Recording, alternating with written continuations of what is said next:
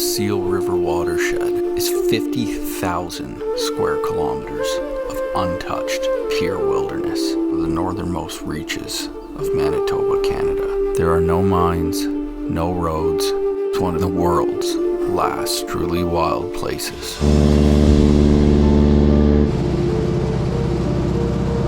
That's what you call true wilderness out there. Embarking on an incredible wilderness adventure where we might experience polar bears, black bears, grizzly bears, you name it, fishing for lake trout, pike, Arctic grayling, once in a lifetime adventure. Only accessible by float plane. For the next 25 days, my brother Jim and I plan to travel 700 kilometers through untouched, pure wilderness, down the Seal River to Hudson Bay.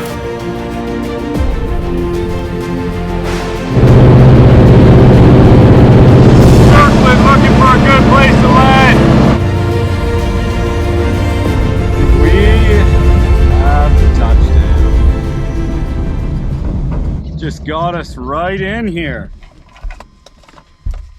Everything's been going just really smooth so far. We're gonna load our canoes just right off the plane and then we'll be officially left to fend for ourselves. Let's hope we know what we're doing. Well, have lots of fun, guys. We will. Officially alone in the wilderness. What a freaking incredible adventure we got ahead of us. There are bears, polar bears when we get to the coast. There's tundra grizzlies even, so I'm gonna load up the magazine. We're gonna start going upriver. So Jim and I have to survive for 25 days just with the equipment we have, almost half of which is camera equipment. I mean, the necessity of catching and eating quite a few fish, about a third of our food. It's supposed to average about 30 kilometers a day. That's including today. Oh yeah, got one. Pike. First fish of the trip. There's your big brother, bud. Just a little guy. Yeah, that one feels a little better. Oh, Waldo! Yeah. I didn't even know we'd be getting into any walleye, Ted. That's a good eating size. Jim has caught a walleye. Oh yeah. Whoa. Walleye! Yeah, it's a tank. It's a tank. Look at that beaut, yes! What a first fish. How'd that feel, Ted? It felt exhilarating. The narrowing river, making the current quite strong in here.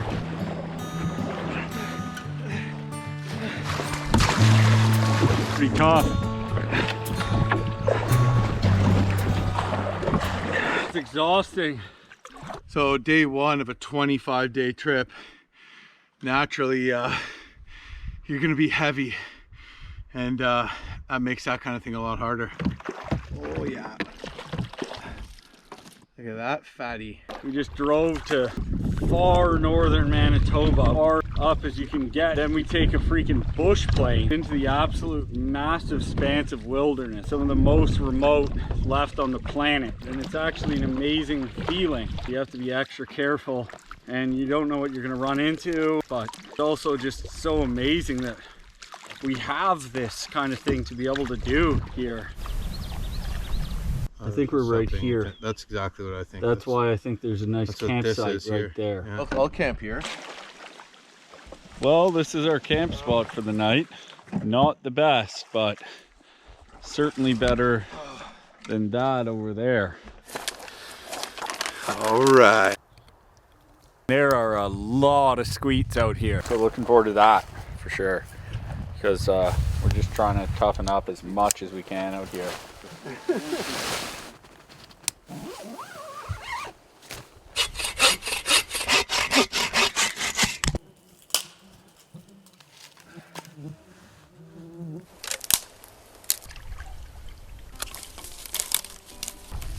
Fire smells just amazing. We're burning spruce, amazing smell to it.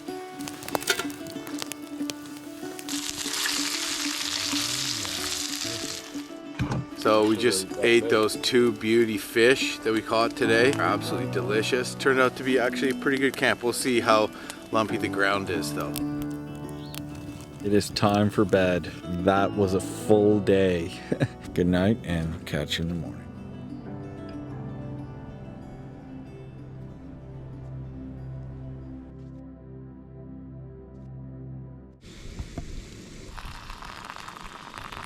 What a beautiful day. Granola and blueberry.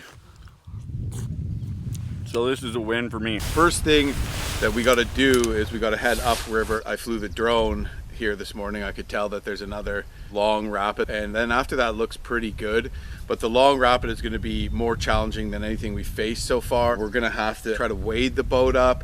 The current's really powerful. It's all going to depend on how deep it is. Looks like the water's come up. Dude, it looks like we'll be able to track it. Yeah.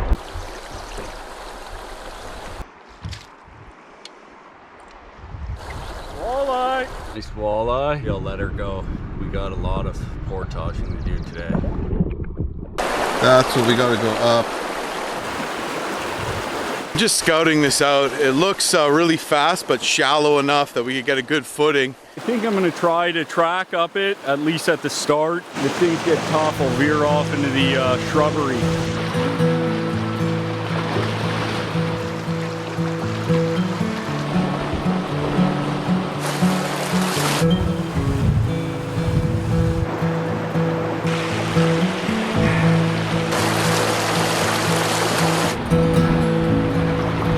A lot of sketchy crevices to get your foot and your ankle stuck in.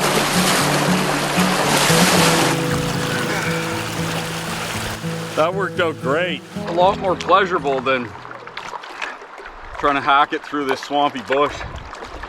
It is a scorcher today. Just a beautiful freaking day. You could probably just drag it in that way. Right. Just changing over my maps. We're off the first map onto the second. And with this high water, we're starting to think like a lot of the things that we thought were portages coming up might not even be. It looks like the outflow is over there.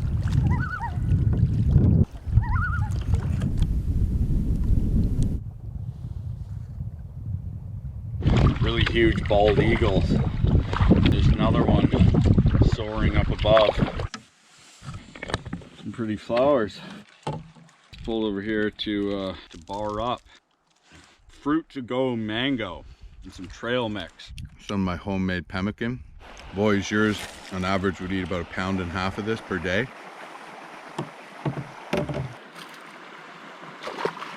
Yeah, baby, walleye. Yeah. There we go, decent one, eh? A lot of small pike in here. Whoa. Looks pretty bad. I'm just gonna scout it out a bit. It's like a portage. I don't want to drag over these rocks. We're gonna have to portage. It's gonna add a significant amount of time not being able to drag up.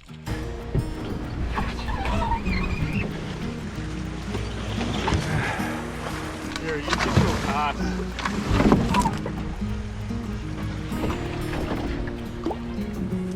There's a side slough, you could paddle right up to here.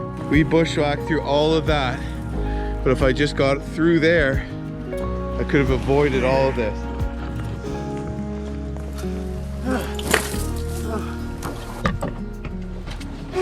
Wish we had found that trail a little sooner. Made things way easier. Hopefully we can find a campsite. It is just a beautiful evening. It's just that warm summer breeze just blowing across the lake. Just carrying the smell of the forest, so nice. I think that we're gonna camp right there. Yeah, it looks like it flattens out right up there.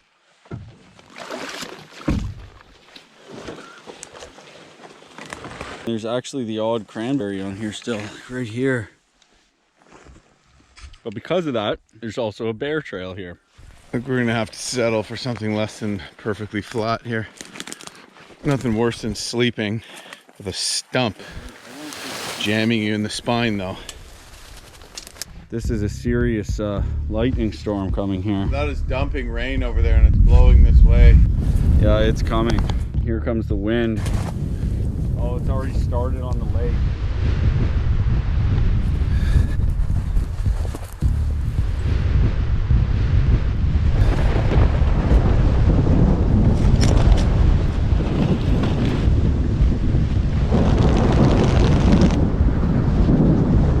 See if we can get a fire going in this.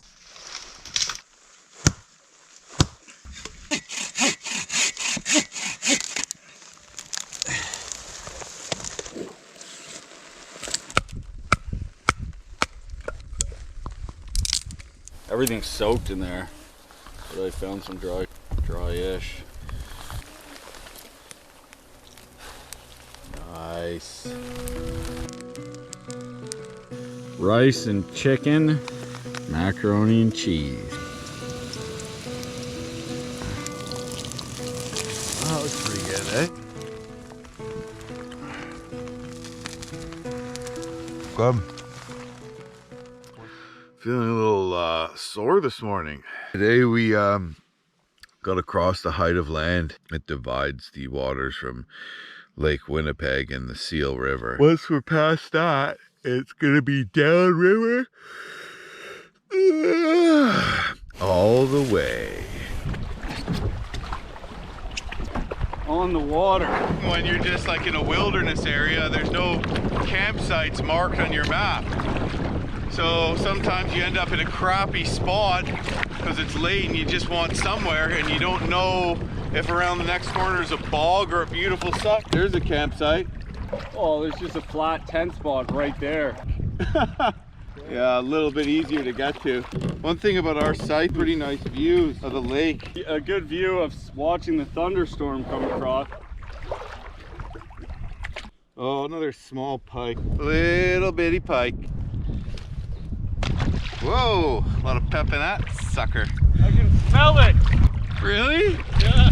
You could smell that pike. It's right downwind of it. So we're approaching the portage and it looks really boggy. This portage is pretty freaking long with no trail, all the zigzagging. It's gonna be a lot. Yeah, I'm gonna take a compass bearing here. Right. So you line the side of your compass up between A and B. Then you line up the lines that you see here with the north and south grid lines, which there we go. What's the declination you got there? 4 degrees, 32 minutes. The squeaks are coming out. Squeaks, by the way, are mosquitoes. I have also noticed there is a fresh hatch of black flies. Can we get a round of applause for the fresh hatch of black flies? Welcome, black flies, welcome. Their larvae feed the fish, which we need to eat, and they keep everyone at bay. No one wants to come here, so we have this all to ourselves because if they do come here, they get absolutely annihilated by bugs. I like to think of the mosquitoes and the black flies and the horse flies as the guardians of the north, guarding the wilderness. So, good for them. Let the suffering begin! Sufferfest extraordinaire!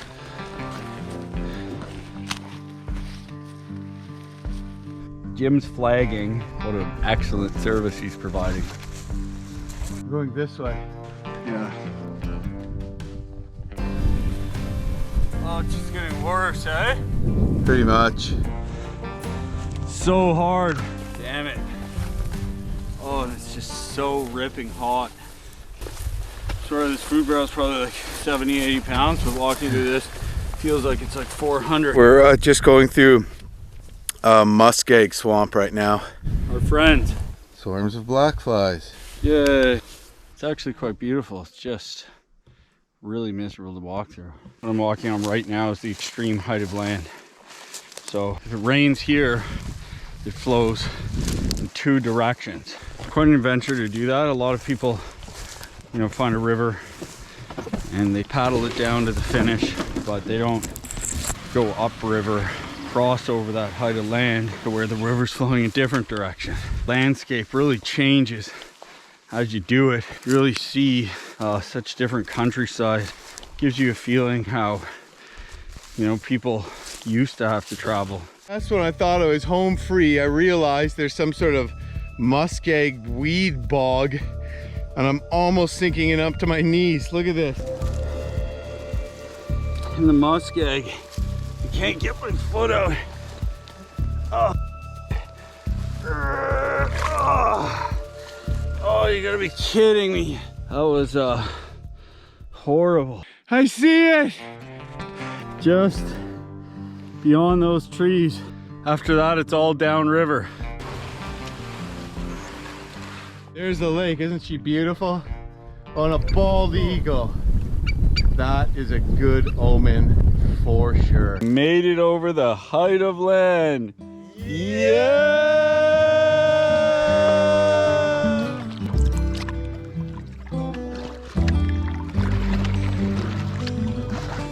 So we just pulled over almost right away. Looks pretty good. Lucked out.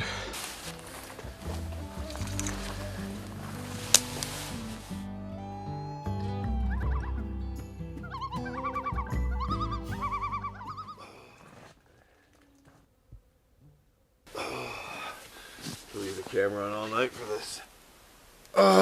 Good morning. Already significantly less fat. Woke up at about 10 to 6, nodded off to sleep a bit, woke up, just couldn't get up for the life of me, tried to engage Ted, who was non-compliant. This morning, same usual, take down the tent, boil some water, coffee, oatmeal or no meal, little dried fruit, GTFOH.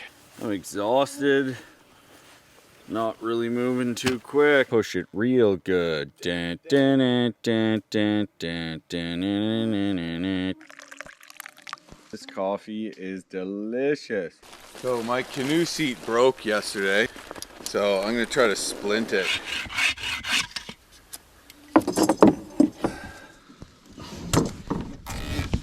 Probably pretty good, eh? About 6 kilometers to paddle till our first rapid. Doesn't look like the camping is too great on this lake. I think we lucked out with the spot we were at. There's Ted way back there. Hopefully he's so far behind because he's just been hammering fish and he's got dinner already. Oh, no wonder I felt like it was hard to paddle. I've been dragging a fish. Walleye. Nice wally, baby. Woo. Jim's an ass. Took my paddle and then broke it. He lost the part for it. And so now it's duct taped together and I can't disconnect it. You broke my paddle. Prove it! Pretty annoying. Yeah. Oh. Oh. Oh, it's so fun. Whoa, I just saw a big one. This is insane. There's what we think are a bunch of walleye feeding in here. There's a hatch of these weird moths and they're all floating down the river and there's just tons of fish in here. Aren't they taking my lure, dude? I'm gonna go capture one of these moths.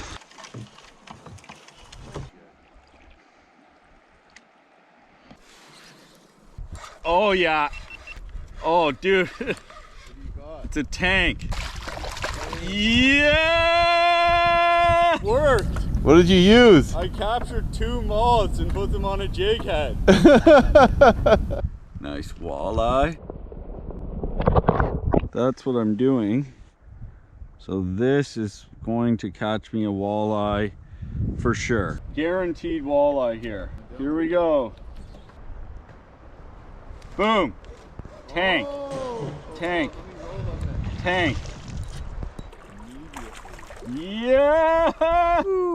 Good eating size. Dude, this is so cool. I prove you wrong about the paddle, and then we just see this scene, you know? You sent me your paddle. How could you prove that that it was lost while it was in my possession? Because it was. You brought it with the piece missing. Just kidding. Dude, I never lost the piece. Got one. Just jigging here. It's another tank. Another nice one. Yep. Yeah! Woo! Nice. Yeah. Oh. All right.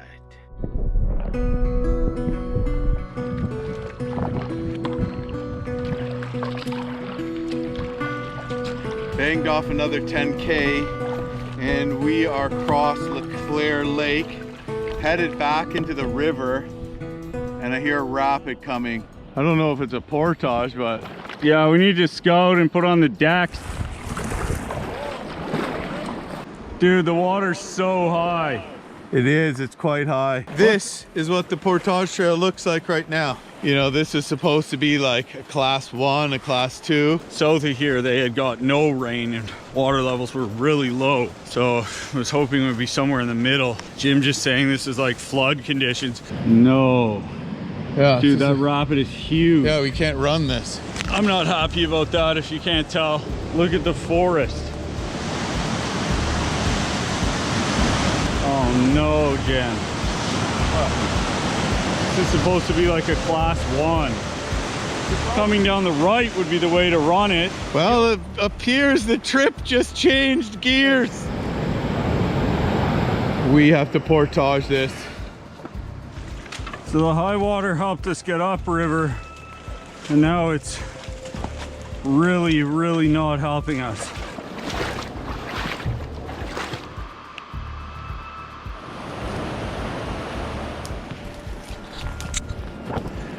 Like, this is a trail here, and then it just goes into there. You just float the canoes down the trail here. Yeah. Look at these mosquitoes.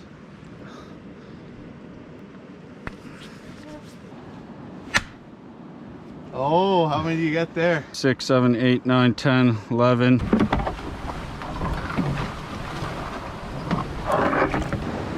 They say a trip becomes an adventure when your planned end point and everything to get you there on time starts to become obscure. So ideally you don't want an adventure per se in that respect. And I think it's safe to say that this has definitely become an adventure. Beautiful campsite here, and we got a couple fish to eat, right? So I feel like it's a bonding moment to be out here on a big expedition with my brother too. So there's a lot of good things.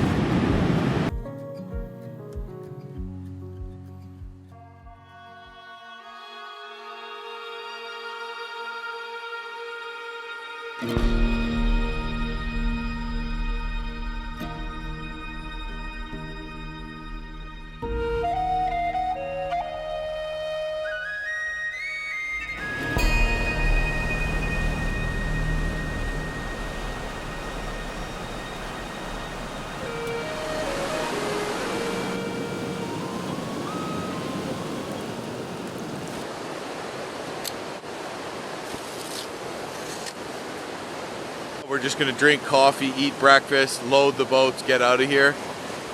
Going decently this morning. If we rush a little bit, we should be able to get out of here at a decent time. First thing we do is bomb the tail end of this rapid. I really hope the next rapid isn't a portage here.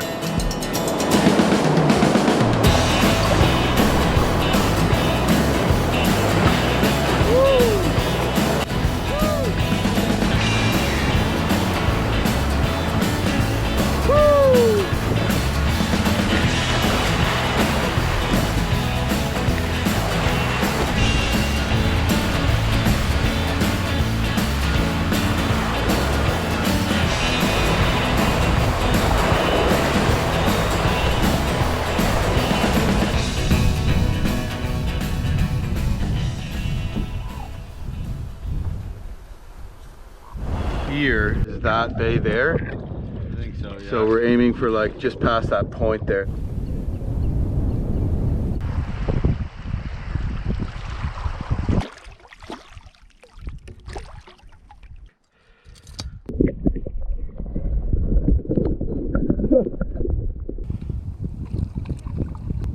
on.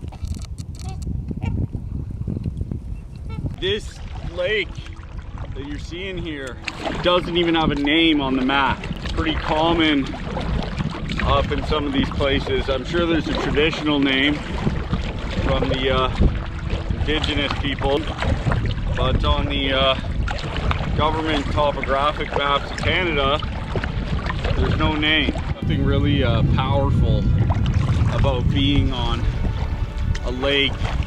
It's just completely wild. So far from anything, just in a canoe. It gives you a whole other kind of respect for the lake. It feels different than if this was, say, a lake with cottages on it or cabins on it. You just feel so free. Really fortunate to have that in Canada. Like, we just have so much water, and this is the way to travel. In the plains they used horses. Here they would use canoes. There's so many interconnecting waterways that this is the best way to travel for sure. In many respects, the canoe is still the best way to travel in these parts. Ted and I have just banged off 10K. It's taken us a little longer than usual, but we had the rapid, and then Ted was bungling around, and then I was bungling around with, oh my God. So we just have a hatch of these little dudes. Those are fish flies. Oh, it's climbing under Ted's. Did I get him? No, he's fighting for his life, man. There he is. Look at the size of this thing. That was just on Ted's ear. Headed into a section of river that goes into Big Sand Lake. So Ted is yelling at me because he's just, I don't know what he's doing. He just stops and just bungles with stuff. I'm paddling at like a normal rate, and he's just like miles behind me. You're gonna go all the way down as far as the eye can see, and this isn't even the big part of the lake. Jim's faster than me, and then like gets mad that I'm behind and says I'm bungling or whatever the hell he says. Well, that is a beach, and we're gonna camp there. It's 3 kilometers away. It's 8:30. We've paddled 30 kilometers today. So it'd be great to get off the water. And there it is. Home for the night. Moose and tromped along the beach. Not that long ago. Wolf tracks on our beach.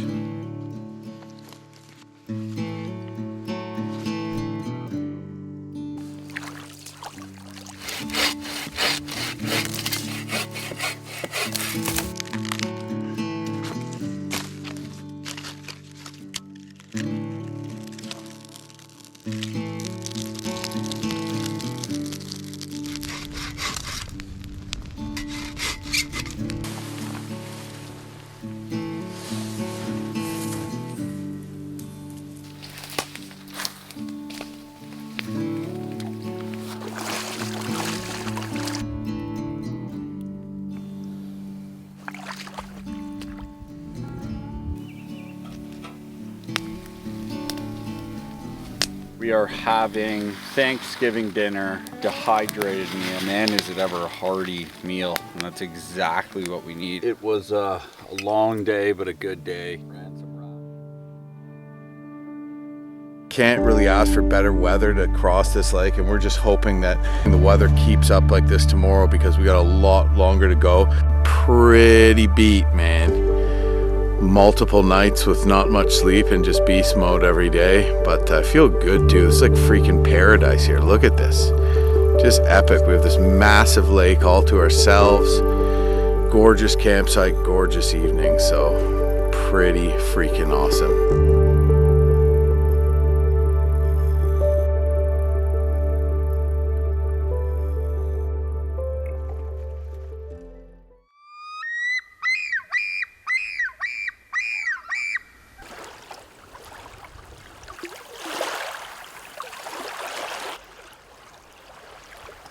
Concerns for today: will the wind stay down? On a lake like this, you can get pinned down for multiple days potentially with bad weather. Hoping to get into some lake trout and also hoping that we find another awesome campsite. I'm feeling really sore. Hopefully my body kind of gets used to the never-ending beast mode work that this trip is.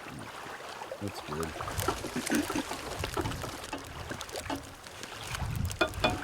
There we go. All right, well, we are on the water. Pretty gusty. Some white caps further out in the lake, which isn't too bad right now, but we have to head into a much bigger part of the lake. So do you want to just beeline for the left side? Yeah, but look at the waves out there already. Right, you see that? Why are you cutting me off, by the way? Wasn't. I thought we were going across. Far though, dude. I don't think we should cross. I said we were just gonna follow this shot. Well, but then we're gonna have to cross this huge bay over here. I don't think it's safe to cross here right now. If we cross where it's more narrow, the waves are gonna be bigger. Now you're cutting me off. All right, let's just do it. They're getting pretty big.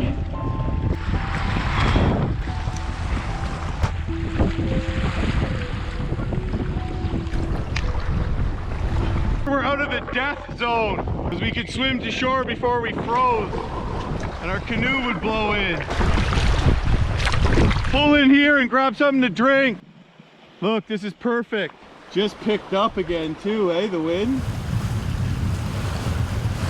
So we're debating, should we paddle on or do we catamaran and be safe? That'll be much slower, but we might be able to fish from that. We should build this catamaran. Later. So I size that one for the middle here.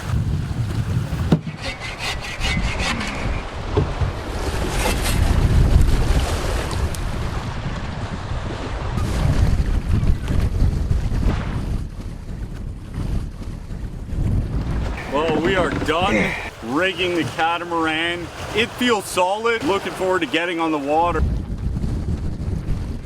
Catamaran, man, a catamaran. Oh yeah.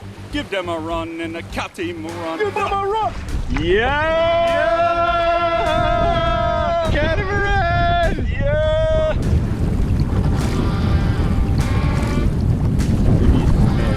Getting into some pretty big swells now, and it's gusting still. Like, it's really gusting. One of the things that's very hard to capture on camera is waves. Oh. So, you know, let me just say that these waves are a hell of a lot bigger than they look out here right now. We're gonna keep our bailers ready. And then of course, well, is the wind gonna get worse? It would not be safe to attempt this crossing on a day like today if we didn't have this catamaran. Smart move. This is pretty cool. 120 long kilometer lake. No road access, one fly-in only lodge somewhere. Basically, me and Ted have this entire lake to ourselves.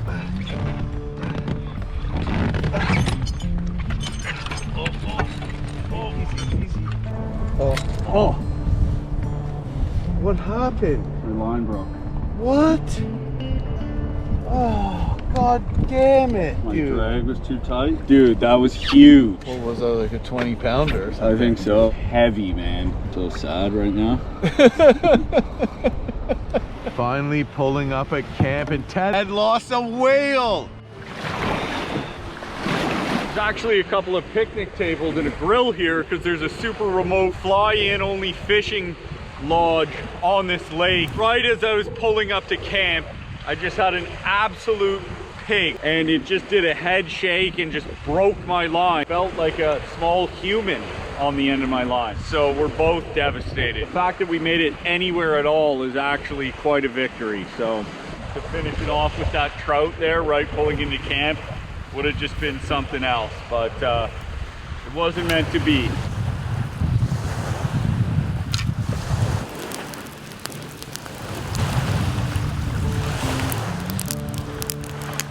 To the one that got away.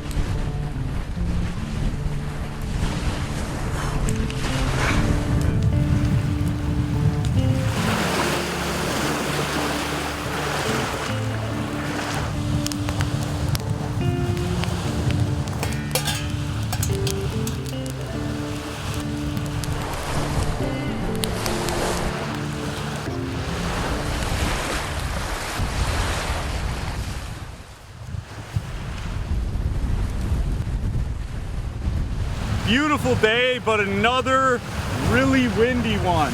And in order to save a little bit of energy and time, we're gonna try to rig up a little sail rig. We've never rigged this style up before, but it certainly has a lot of potential. Whoa! Now we just pack up quick, get on the water and start making distance. Okay, well we just paddled out to where there's a bit more of a tailwind, so we're gonna try the sail right now. Yeah! Oh, and everywhere I roam, where I know my place is home. As the ocean meets the sky, I'll be sailing. Flying along, we're not paddling at all. I'm a sailor, I sail. Ahoy! What about Bob? This here's the brainchild of James Baird. The brainchild? This is awesome, and the thing about this that's really good is even when the wind is kind of blowing that way, the sail flexes and we can still actually catch the wind and move somewhere. 5 kilometers an hour. Excellent. Trying to make it through Big Sand Lake. We have a narrows to go through and then another big part of the lake. Then we get back into a river-like section and get into Wolf Lake, and we're hoping we can make it to Wolf Lake today. About to make a pretty big crossing here, about 2 miles, another big stretch of Big Sand Lake. We've got our work cut out for us now.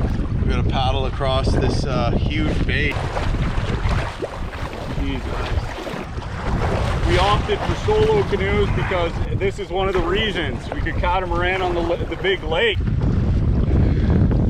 Pretty ballsy crossing. Lots of big waves out here, but we're feeling pretty good in the catamaran, so shouldn't be an issue. Just incredible that we can bomb across something like that in this. Well, we just pulled over here to have a little lunch break. Just mind-blowing how high the water is. I'm nervous about how the river's gonna be. I think though that we gotta just keep a straight, clean head and be like really safe. If we need to spread out our food and take more days, hopefully everything's just more fun because of it. There's no wind in our sails. The winds have died. The lake is just dead calm. Hard to believe, really. We're gonna saw the catamaran in half so we don't have to take the time to untie it all. Really did us a great service. We had it so long it actually got a name. We named it Pissu, which means lynx in Cree, because a lynx is a cat. We're in Cree territory here. Actually, probably Dene territory here would cross into it, but either way, we found it to be an appropriate name. Oh, what an incredible adventure Big Sand has thrown at us. It didn't let us pass without a fight. Only the penitent man shall pass. Indiana Jones and the Temple of Doom. Wrong. Crusade. Yes. Well, we have completed paddling Big Sand Lake. 120 kilometers. Largest lake I've ever paddled in entirety. Look at that guy back there. Cheers. So we're having a celebratory swig.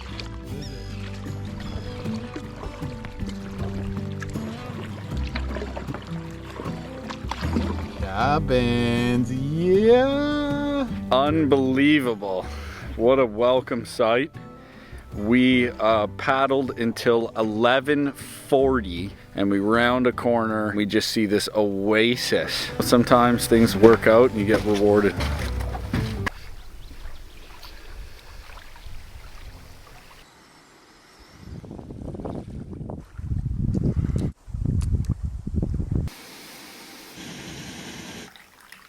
What a absolutely beautiful place this is. Just paradise here on the beach, and it's actually a remote fly-in fishing camp outpost. No one's been here this year, it looks like. There's those nails in front of the doors for bears to deter them from coming and smashing in the doors. So you gotta be careful not to step on that stuff. But yeah, just freaking beautiful. Caribou. Caribou is the only species of the deer family where both the male and female grow antlers. Bald eagle footprints. It's a big foot for a bird. We'll definitely leave everything cleaner than we found it. Got a rapid to paddle today, and we're hoping that that we'll be able to run it. It's good to have a big sand lake behind us now. Feels good. Fortunately, we should be getting to some more current today, so our daily distance might not be so hard to achieve as it has been in the lake. Back he goes.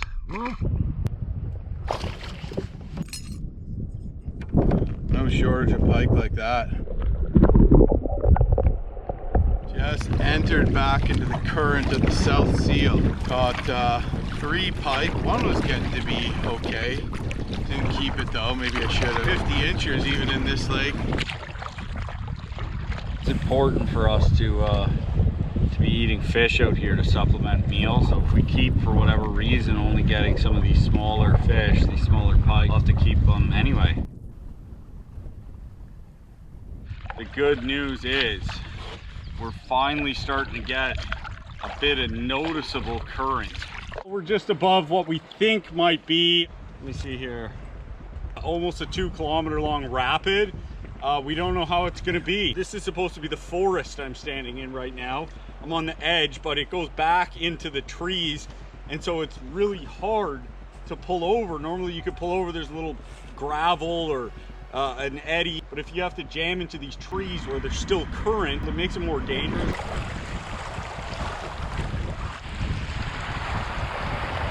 Strong headwind at the same time of going downriver, actually kind of strange to manage.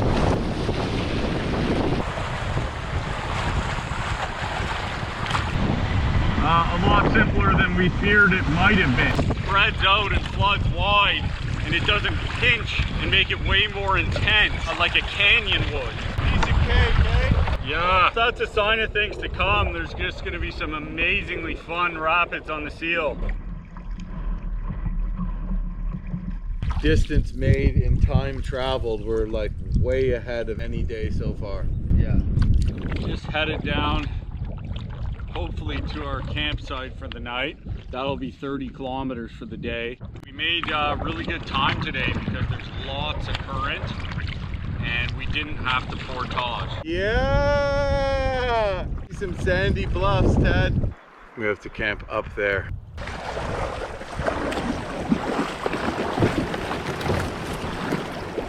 Ripping fast current here, dude.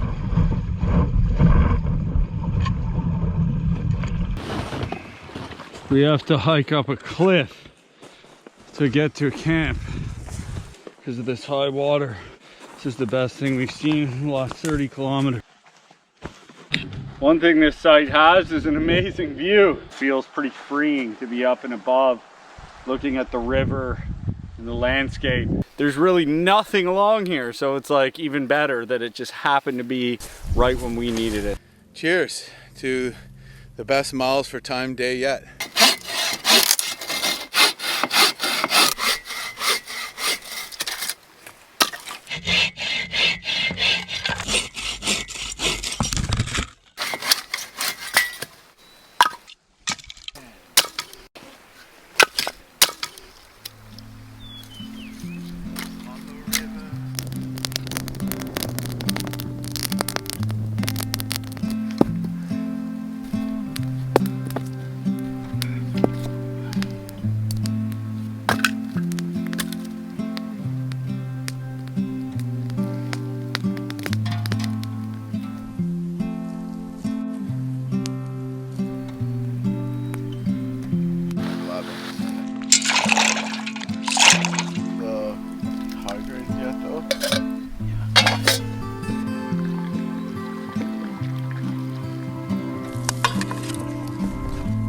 Tomorrow, try to make distance, run some rapids. Hopefully we get fish tomorrow for dinner, but more importantly, be safe. Be safe with this really pushy river, be safe with the rapids. Should be okay. Finish off this food here and turn in because I am exhausted. Good morning.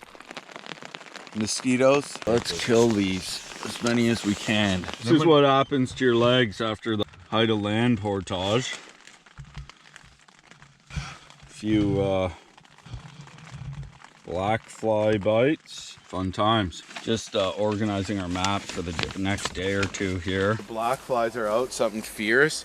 Just when I was trying to grab everything, I must have had 100 black fly bites. We're trying to make it to a place called Loon Lake, or even if we're lucky, Chipewyan Lake, which is a bit further than that. Beautiful spot, but it's time to move on. Rapid, pretty much coming right up. On the corner, it gets bigger. Yeah, this is a marked rapid right around this bend, eh?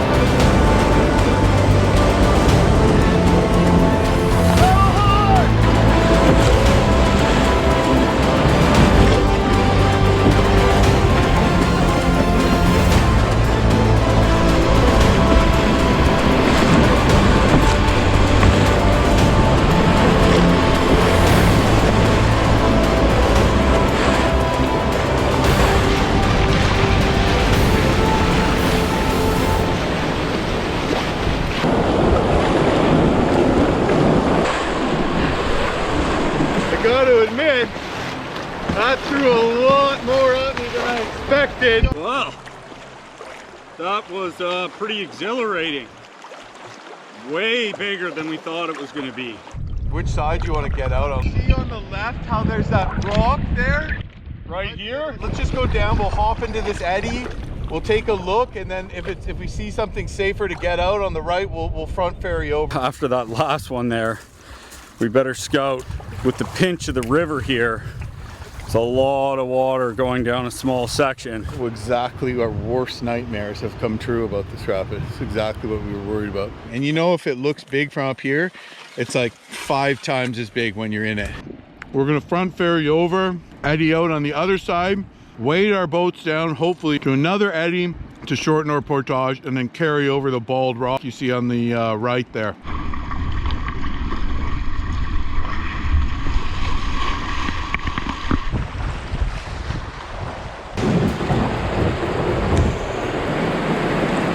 Thought that the whole South Seal was just going to be easy runnable rapids, which it usually is. That this might normally be like a class 2 or something, and it's like a class 4. Big old bear's been hanging around here. We're going to have to put in there and then line over here and then load over there. Got it pretty good here, dude.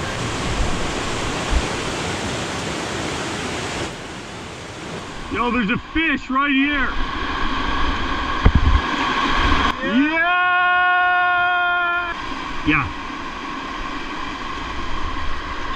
Big stringer walleye. Nice. If on the rapid, we wouldn't have fished here. We wouldn't have caught these. Lots of nice little walleye here.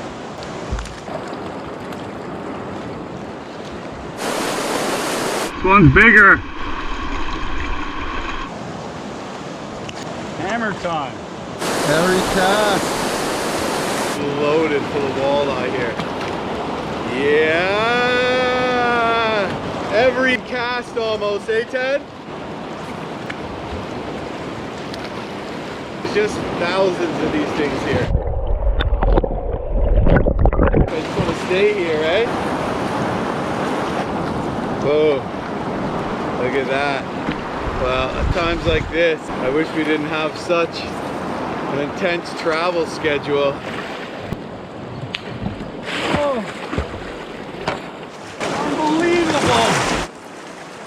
Wow! Standing there, re-rigging this camera and my jig head was just in the water on the shore. That's just how incredibly loaded the fishing is here. All right, we'll let him go. Wanna get out of here? Yeah, unfortunately. I bet you there's a couple tanks in here, eh? I know, man. Look at, this is crazy. Where's Waldo? Woo! And that is a pretty nice one, I'd say.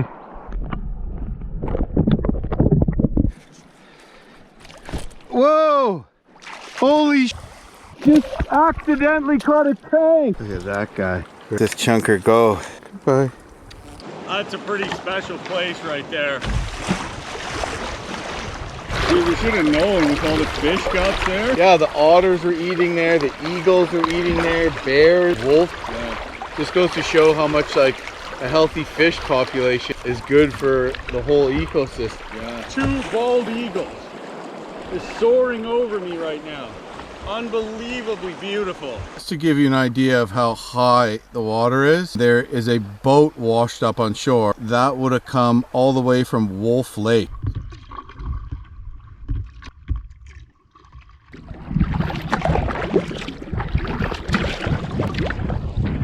Well, everything was going great. And out of nowhere, a ripping headwind picked up. And it's 9:45. And once again, we don't have a campsite and nothing looks good around here. I don't even know if there's any solid ground in here, man. Across the lake on the other side was much higher. We'd have to cross again though. Big ass whitecaps out there now. Yeah, this is good. There's like an animal trail here too. A little bit single. Even when I'm not. Located what might be a tent spot. Yeah. A little buggy in here. Just a bit. My mother told me someday I would buy galleys with good oars and sails to distant shores. Stand up high on the prow, noble bark I steer, steady course to the heavens, too many foemen. Could be.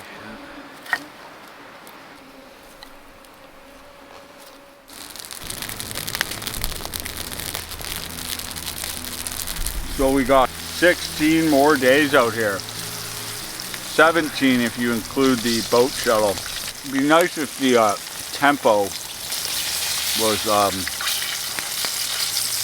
little more chillax on a couple of days. Today, camped in this bush spot, which is turning out to be pretty good. All in all, pretty good day. Few chunkaroos in there, but that's the best I can do without getting soakers. We woke up to Cold, icy rain. Definitely different than the other days that were scorching hot. Maybe about 12 degrees Celsius out right now, whereas some of the other days were 35. Slow going to get out in that ice rain, but it looks like we've waited it out a little bit. wave pool.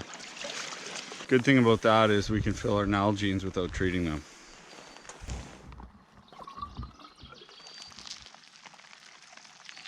The most miserable day of the trip yet. Yeah, maybe we should have thrown a shot of whiskey in here, eh? We almost didn't make coffee this morning because we were in a rush, but decided F it, and it's a nice moment. Think we're gonna make it 40K today?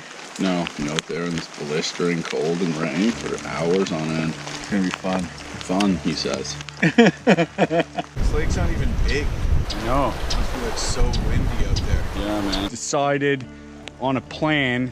We're gonna paddle back the way we came a bit to where the wind is blocked by this point in the island. Then make a crossing where the waves are smaller and then hug the right shore. Got our dry suits on and our life jackets on, but it's definitely gonna be next to impossible to make our distance today, but hopefully we can make this crossing safely and we just progress. I think we could cross here, dude. It's a little much to be paddling into this headwind. Not even moving.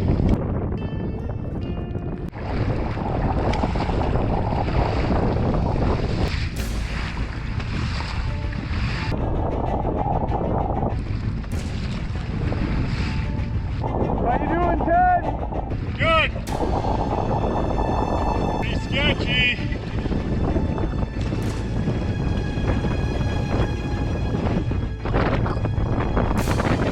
Definitely not going to make it 30K today. Maybe we can kind of front ferry across here. Hey.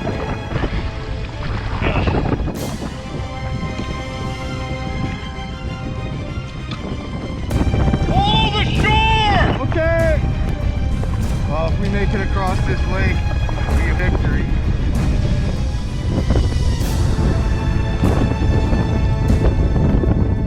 This is ridiculous.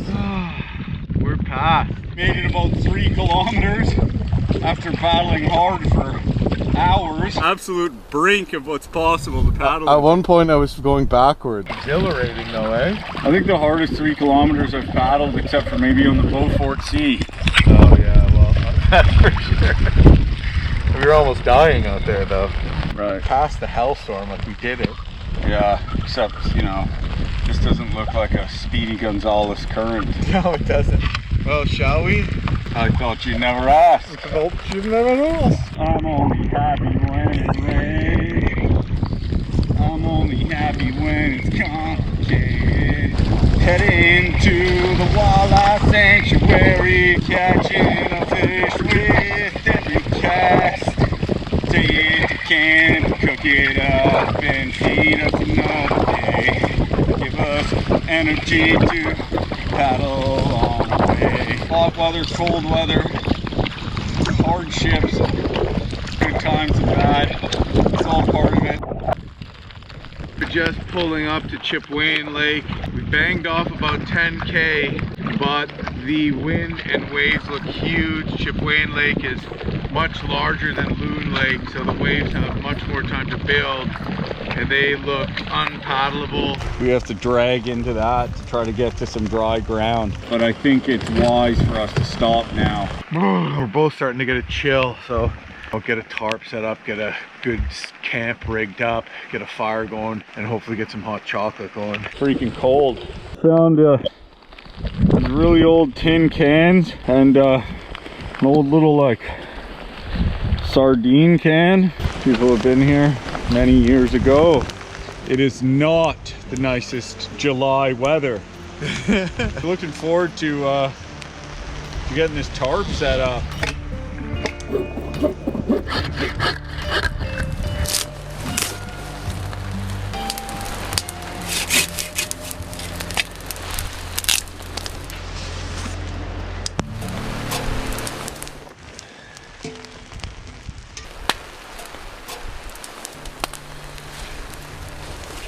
It's hot chocolate time, children.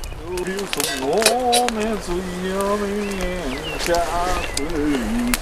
How do you see? How do you see? How do you see? Coconut curry. I know that because it says right here. Dehydrated meal. Super yumbo. Keeping our fingers crossed, hoping that the winds die tomorrow morning. What a beautiful day.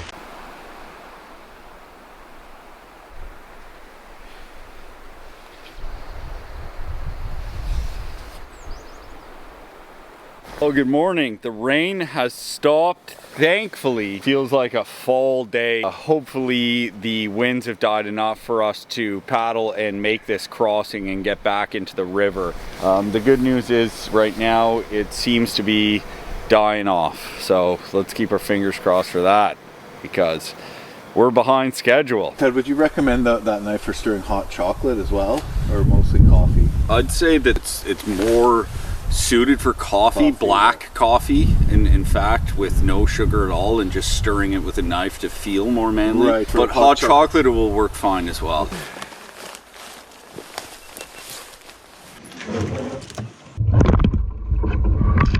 It looks like possibly the waves and the wind are building, so we'll have to be careful, but once we make that crossing, we'll be close to shore and much safer. We're gonna make it go for it. Bald eagle.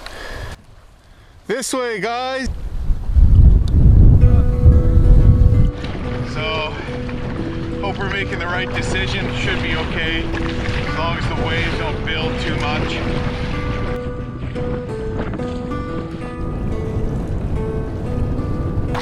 tough going to those headwinds. Nice pike. I'm just trying to fuel up. I got little packs of trail mix. Kind of lets me ration them properly so I don't just eat way too much too soon. Cliff bars, Built bars, and I got this peanut butter and tortilla. And that way it doesn't take very long. Broke my tooth. We're approaching where we wanted to finish yesterday.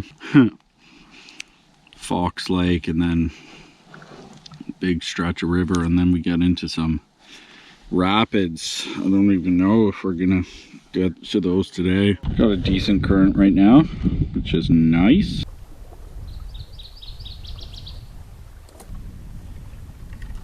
You get what you get when you come out into these wilderness areas. A lot of physical exercise and discomfort and hardship, but the rewards make it all worthwhile. Oh, got a fish. Oh, fat up walleye. Yeah. Beauty, Jim. I think that's my biggest one of the trip. Excited that Jim caught that nice walleye for dinner tonight. That's gonna be delicious. This trip has definitely taxed us physically. You gotta have that mental discipline to kind of keep pushing on and pushing through. Amazing what your body can do. So much of it is just mental.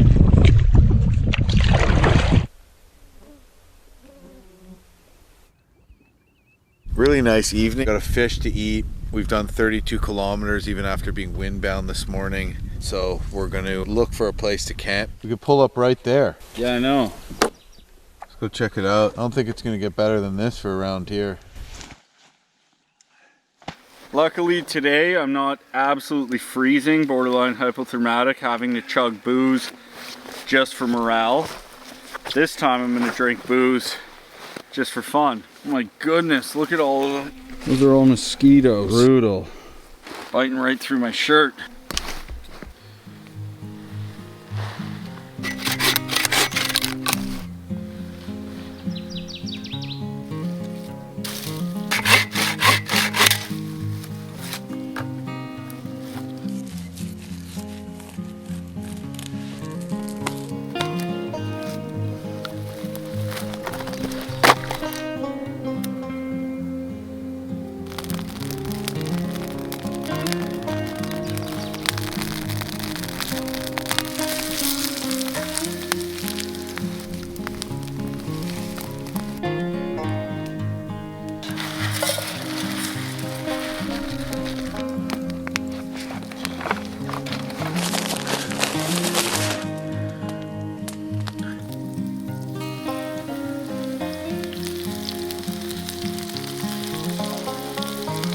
Good there, Jimmy. Oh yeah.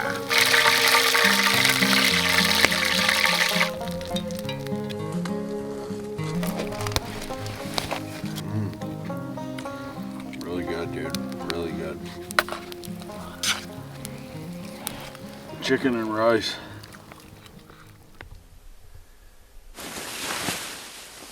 Cool morning, but it is warming up.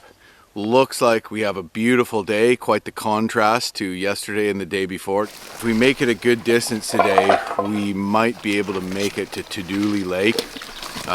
Taduli Lake's a concerning lake because it's massive. If the weather's like this, I think we'll be fine. So you never know. We haven't been running into the best luck with winds on those lakes. Eggs, ham, and red and green peppers for breakfast this morning. These random spots are turning out to be pretty good because the forest is much more open here. The moss is really soft and you just kind of like obus form into place. We're about to get on the water and get paddling, and it always feels good to just get out there. Oh, bald eagle.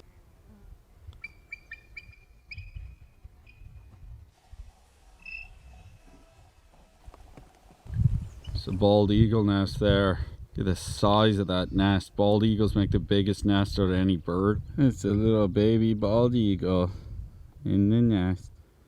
He doesn't seem to like the black flies either. A beautiful bird that almost went extinct, put on the endangered species list, and it's recently been removed. Phenomenal that they can build those nests.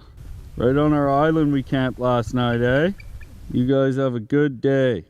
I've seen the nest before, but never with a baby in it, and never with the mom or dad sitting there chirping at us. So really cool experience. And up around here, they're all just huge. It's incredible. Glad we spotted it.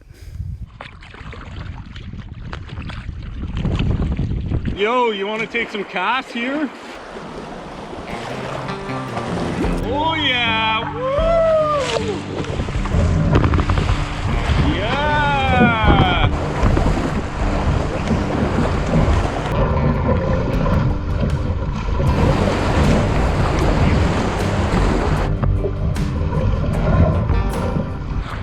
Woo! We're gonna take a couple castaroonies.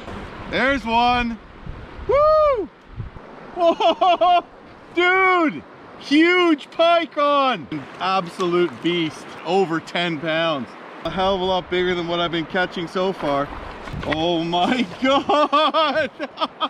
Whoa! Look at that. Be on your merry way. Second biggest pike I've ever caught. Oh, there it is. Where's Waldo, baby? Oh yeah! There he is. Nice fish. Finally, Ted's lure is in the water. That's why you should always tie your lure at camp, boys and girls. Oh no! Oh, and it must have been a pike. Still missing out on the action here. Oh, here we go. There we go. It's a fish. A fish is a fish. Walleye. There she is. Hey, walleye. Yeah!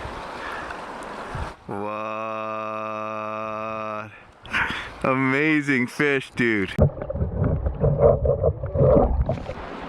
Just loaded with pike in here, right? Whoa! Oh! What? That's a fatty. Look at that guy. One thing that's pretty special about this spot, it's loaded full of bigger size fish. Super fun, but unfortunately, we don't have time to stick around. Coming up to the esker. Eskers are ancient river bottoms, but these river bottoms were at the base of massive glaciers, stretched up almost 1 kilometer in height, and their features are the way they are because all the sediment was held in by the ice walls on the outside of the esker. We noticed a tributary. Now most of the tributaries we pass it is very slow moving, but this one has a bunch of rapids. We're hoping this is gonna be hammer time for fishing here is what he's trying to get at. Maybe we'll catch a 20-pound walleye. This looks like there might be grayling here. To a fish.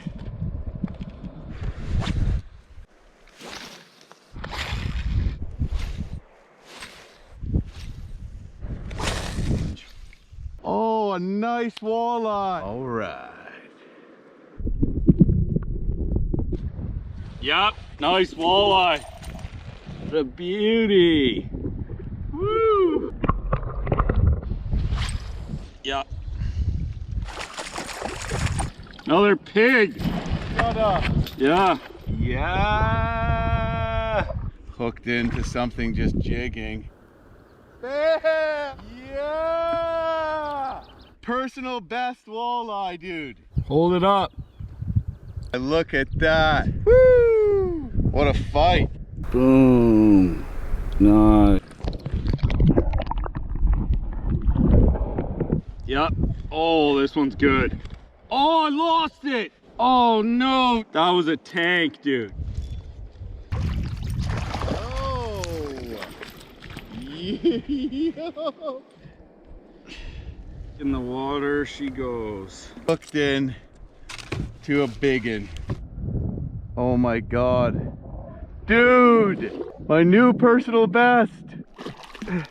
Yeah! Boom. Look at that, eh? Wow. Personal best for sure. Yeah, dude. That's a tank.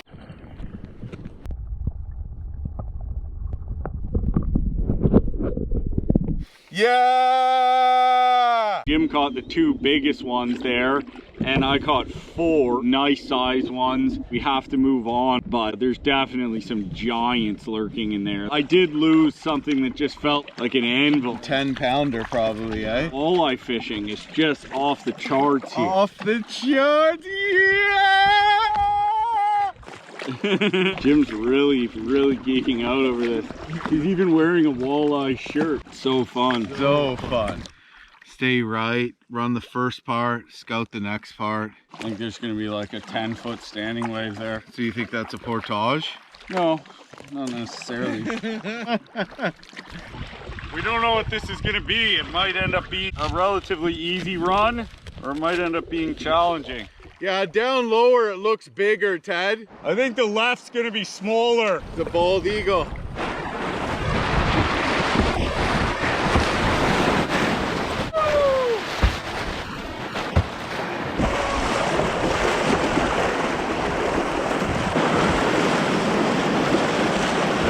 Big freaking rapid, but we're skating by on the left here.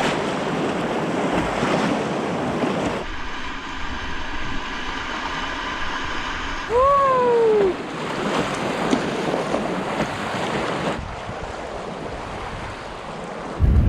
That's fun, eh? Yeah.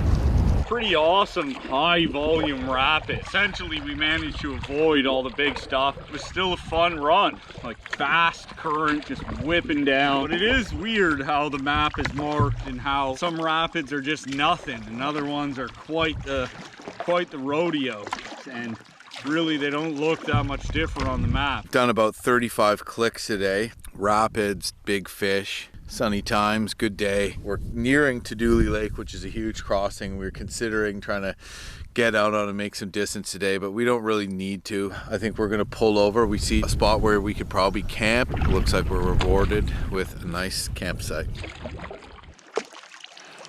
Look at this campsite. Oh, look at these wolf prints. Cool. Wow. Big old wolf print.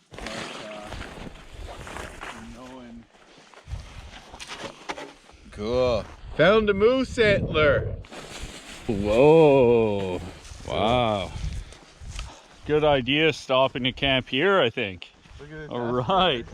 Hopefully this is a sign of things to come. People come and camp here from, there's a really remote fly-in only or winter road only community on Taduli Lake. They would probably once in a while take a long boat ride across the lake, maybe in camp here. There was an old cabin here that burnt down in a forest fire. All that remains is this bottom frame of this cabin. Chimney still there, and some of the stuff that would have been here. Old, like maybe a barrel stove that was in it here. Used like a paint can there for a chimney section to come to the fire. Wolf just came trotting along. Big wolf. Because of the high water, we haven't seen as much wildlife as we probably would have, because a lot of the beaches and gravel bars have just been underwater.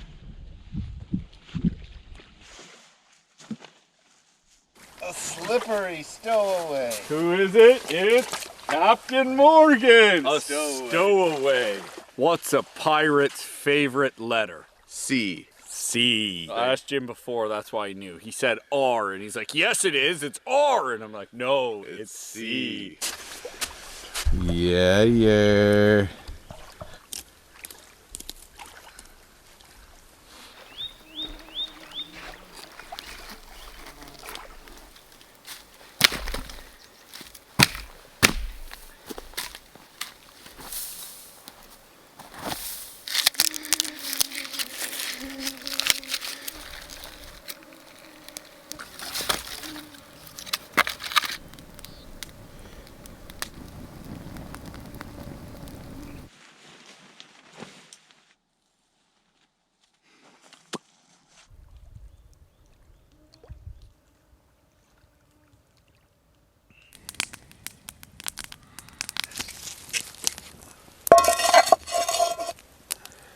Cajun style fish crisp. I put the fillets in here and I shake it up and all that fish drift sticks to the fillets. And then, ooh, laid in the oil.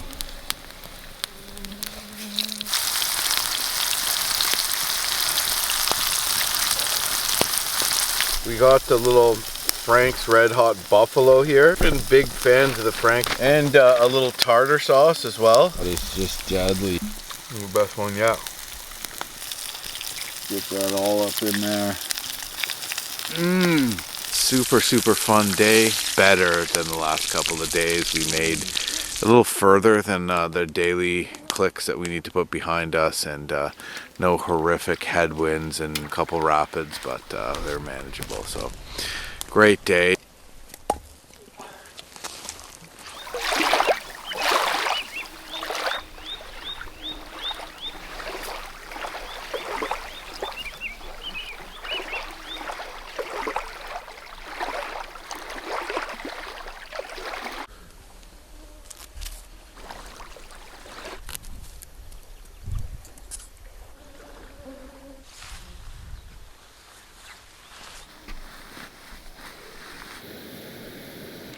Good.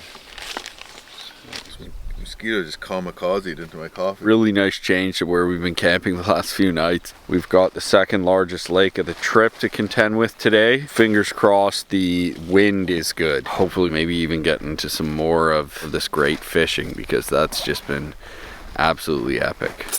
Breakfast this morning. Ideally we make it all the way across Taduli Lake today. And Shathini Lake is like even bigger than Taduli.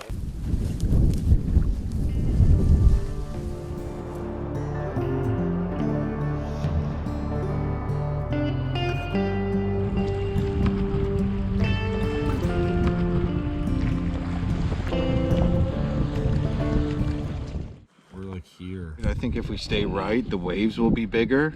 Potentially we'll be taking more, but we'll also be paddling right close to shore. I like that plan, dude. All right, we'll go up the right. You think? Yeah. I guess, but this is also like 6 kilometers further. All right, well, I'd say we just go for it, dude.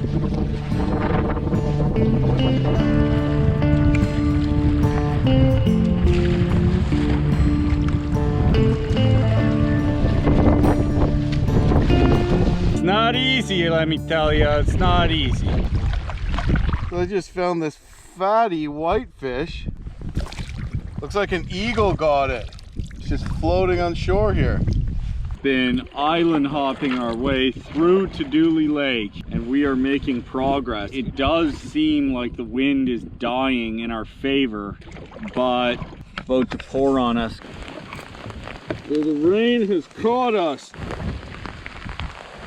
Just post up here for a few minutes, eh, Ted?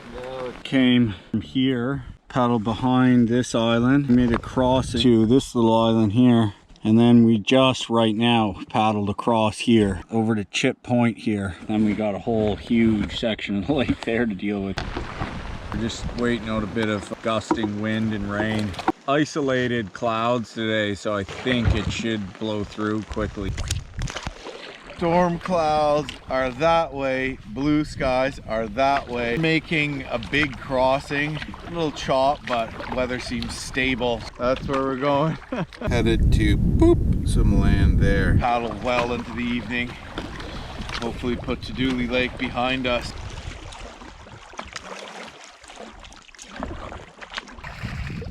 Pig, Waldo! Pig! Wow. There it is. Yeah.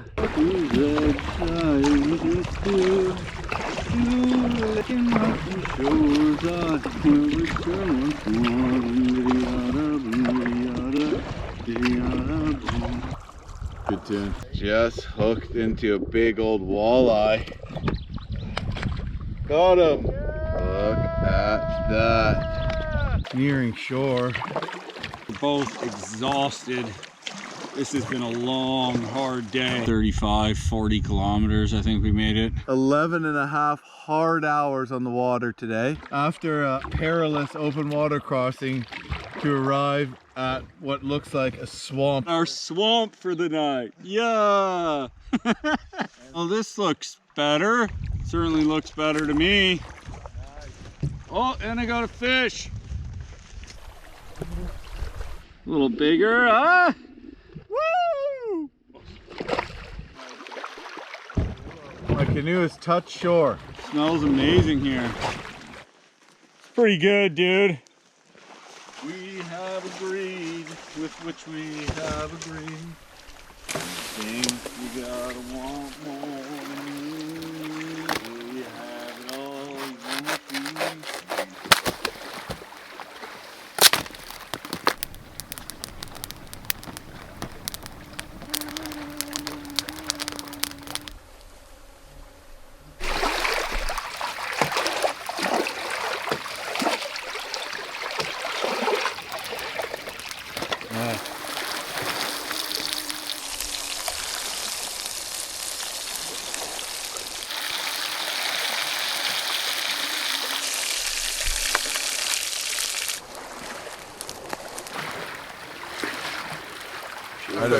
Every night, these epic fish fry. Yum.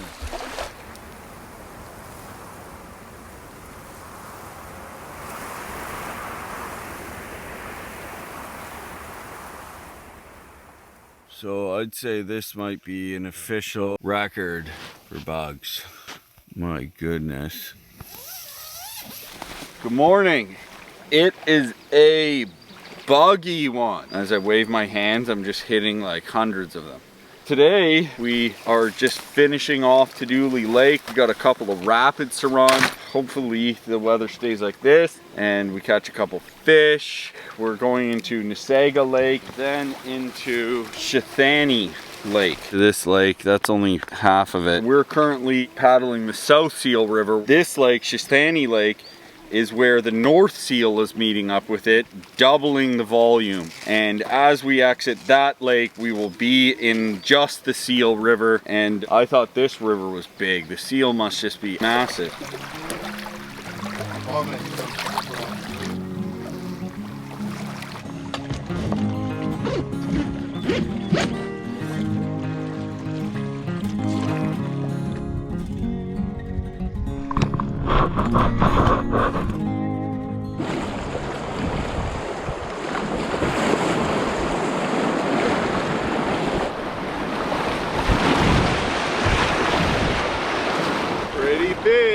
This river is huge, just wild. Yo, look at all the fish fins sticking up here. I have 3 flies on my hook. It worked for me last time.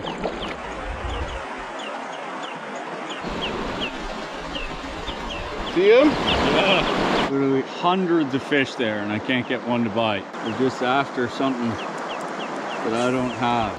There's one. Like a shelter over here, eh? Just came across this shelter here. Actual wood stove here. Same one I have. Huh. Here's the fire pit. All the boughs down. Looks like it's left from winter. Maybe hunting or fish camp. And the canvas is still here, which is kind of weird. They probably leave it here in the stove and just come back for it. And the ground would have been like much warmer with all the boughs down and much more level. Not sure if it was a hunt camp or fish camp. Maybe they put some nets out. No one here now. I'm just gonna get suited up. We have like a challenging class 3. So it says left of center, away from stack, then side slip right by island to avoid rock garden.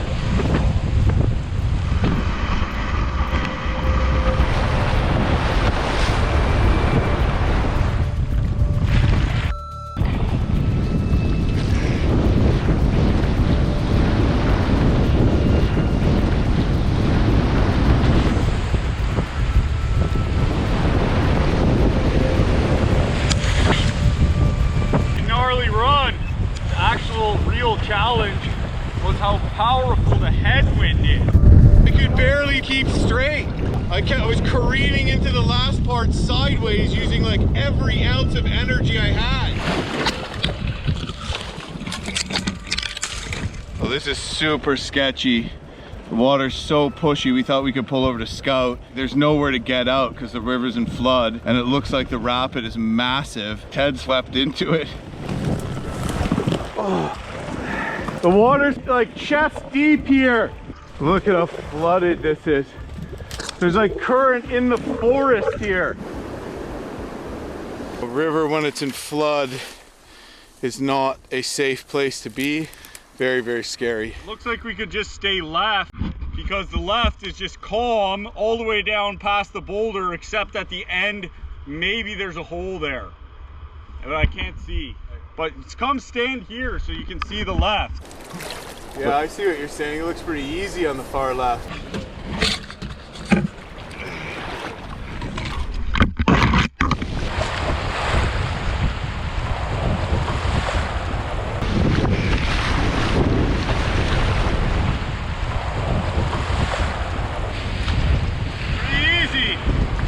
A lot of worry over nothing.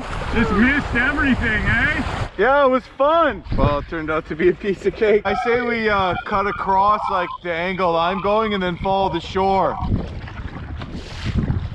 This looks sick. Look, a bald eagle again, dude. Obviously, we're supposed to stay here. Beautiful sight. Way better. Excellent. Wow. Last year's cranberries. Right? Wow. Yeah.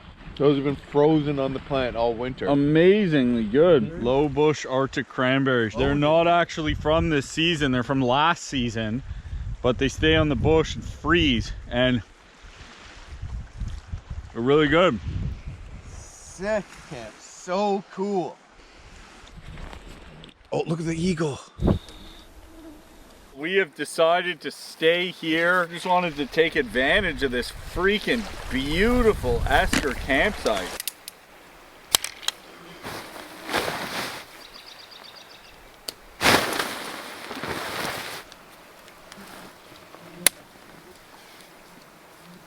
It says drink responsibly. A couple of phone numbers to call an emergency when you're out of booze. They'll fly you in some.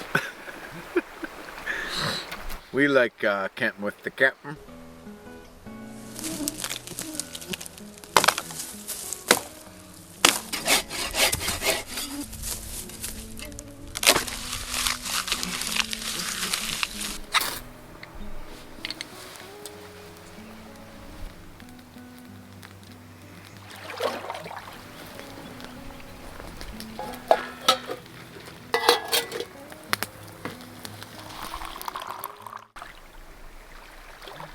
Enough pancakes for dinner. There's nothing wrong with that. If you're a grown man, you want pancakes for dinner, you can just go right on and do that. That's one of the beauty parts about being a grown-up. Eat pancakes for dinner if you want to. That's why I brought my Batman costume. Pancakes for dinner every day. Oh. Not as far today that we paddled, but we both wanted to stop here. Having time to enjoy yourself around camp at a good site and catch some fish and do all those kinds of things is also a big part of why we do this. I had to deal with some of these just massive lakes, and I think we're doing a pretty darn good job at managing them. Something really powerful about being on these lakes and not seeing a single person. Really lucky to be able to do that in Canada. The last flapjack is on the fire. Fingers crossed that the wind is not horrific tomorrow.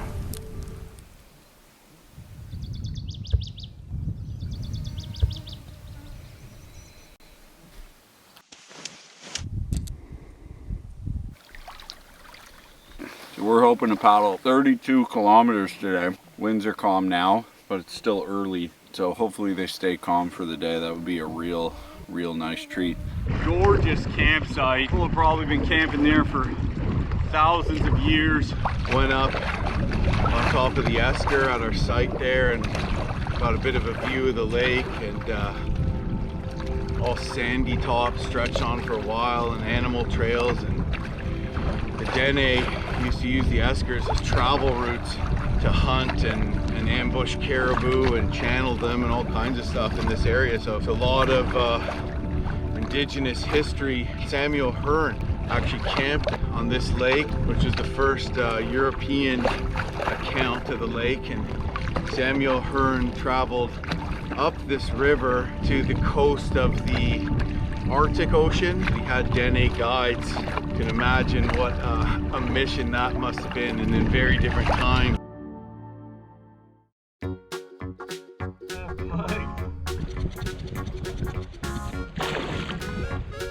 Woo! Getting a little bigger.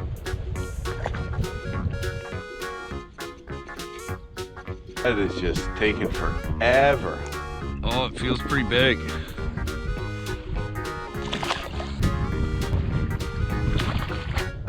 Nice little guy. Oh, there we go. Really delays us when I catch a fish. I'm not even paddling hard, and he's just way behind me all the time. Caught, I believe, 7 pike today. I was using this one here. Looks pretty nice, doesn't it? And this tail really swims. This is what the 7 pike have done to this one. Hey, bud. Hey. Hey. The otter just came through here fishing, didn't seem to mind us. Put on a little show for us. Last of the pemmican is going to me. Really looks like hunks of bear. Hopped across the lake so we can do a bit of a hike up in Esker. There's also an old trapper's cabin marked here. What a nice beach, eh?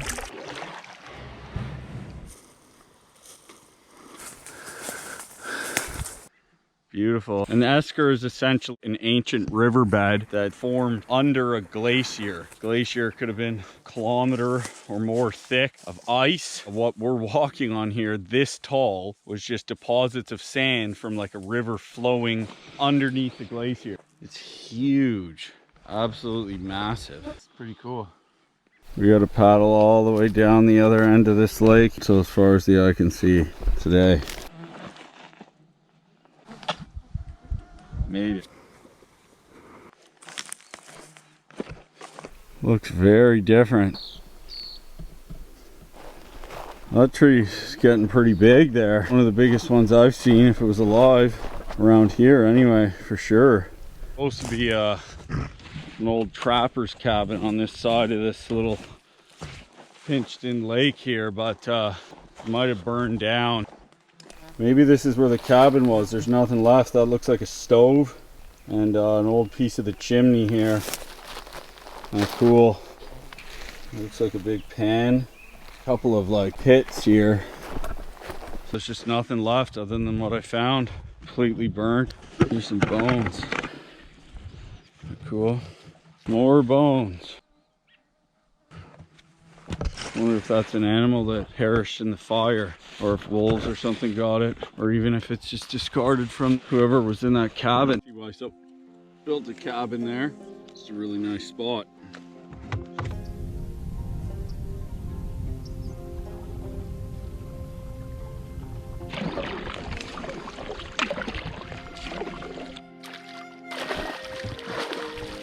Decent one. I think we're gonna keep that. Been gifted with this amazing day. Best day of the trip weather-wise. Hot, sunny, and no wind, most importantly. It's just glass out here after so many days of just ripping wind.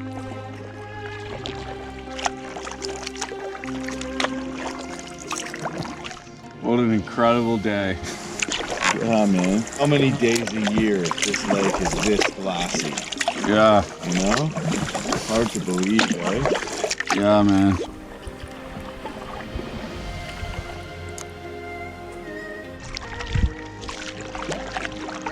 Gonna make camp right on top of those rocks there. We're there.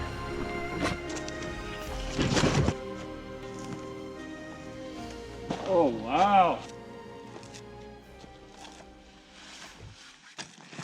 Look at what Ted found. An old male caribou antler.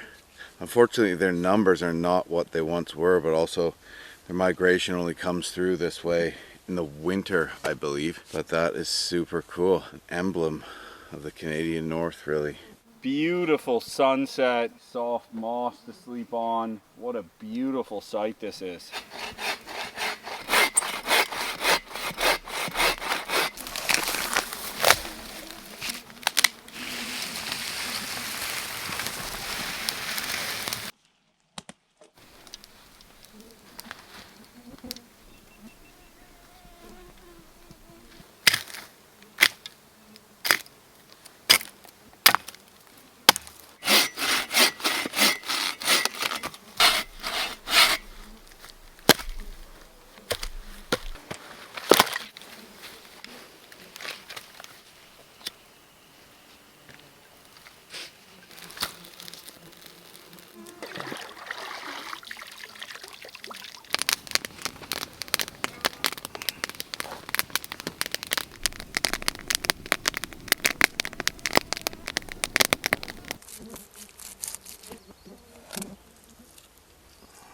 Three, 4, 5.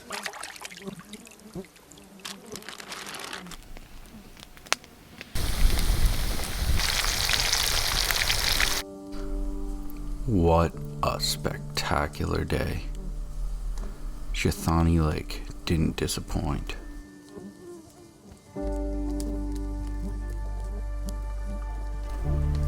To stand in some of the same places as those that came before us had a real sense of power to it.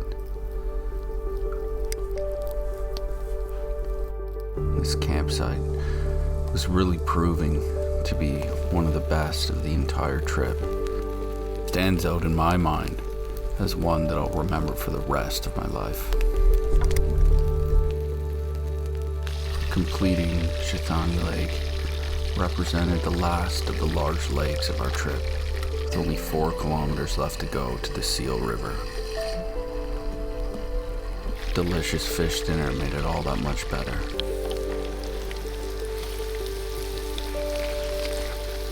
A little Cajun fish crisp and some Frank's buffalo were all the luxuries we needed. Pike for dinner. With 264 kilometers left to go, with lots of intense whitewater picking up, the promise of seeing moose, black bear, polar bear, wolverines, caribou, beluga whales, stunning esker scenery, a new species of delicious fish, and Arctic grayling, all left us looking very forward to the days ahead. The adventure felt like it was just beginning all over again.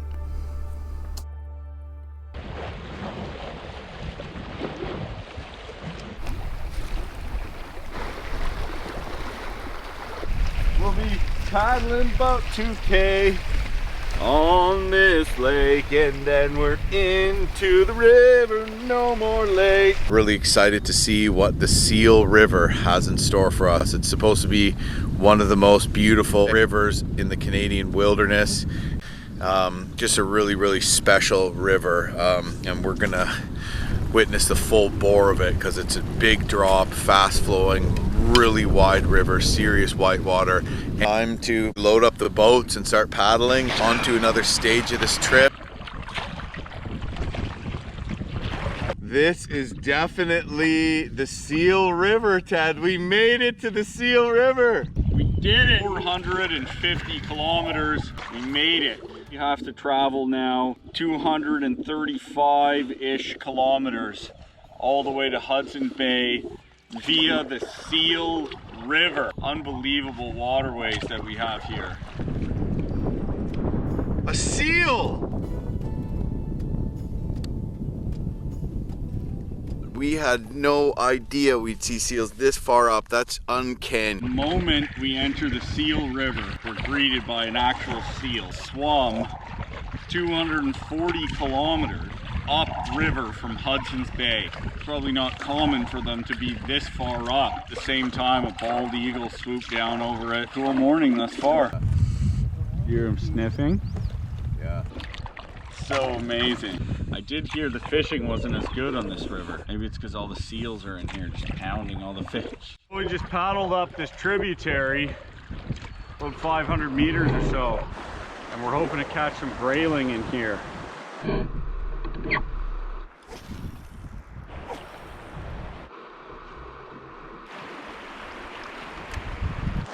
Not even a bite.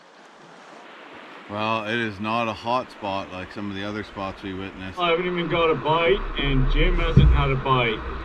Not a good sign. Hopefully the fishing will pick up. Oh, we're about to go down another rapid. Crazy volume in these rapids, wow. You gotta look to where you do want to go. Don't look to where you don't want to go, or else you automatically wind up there.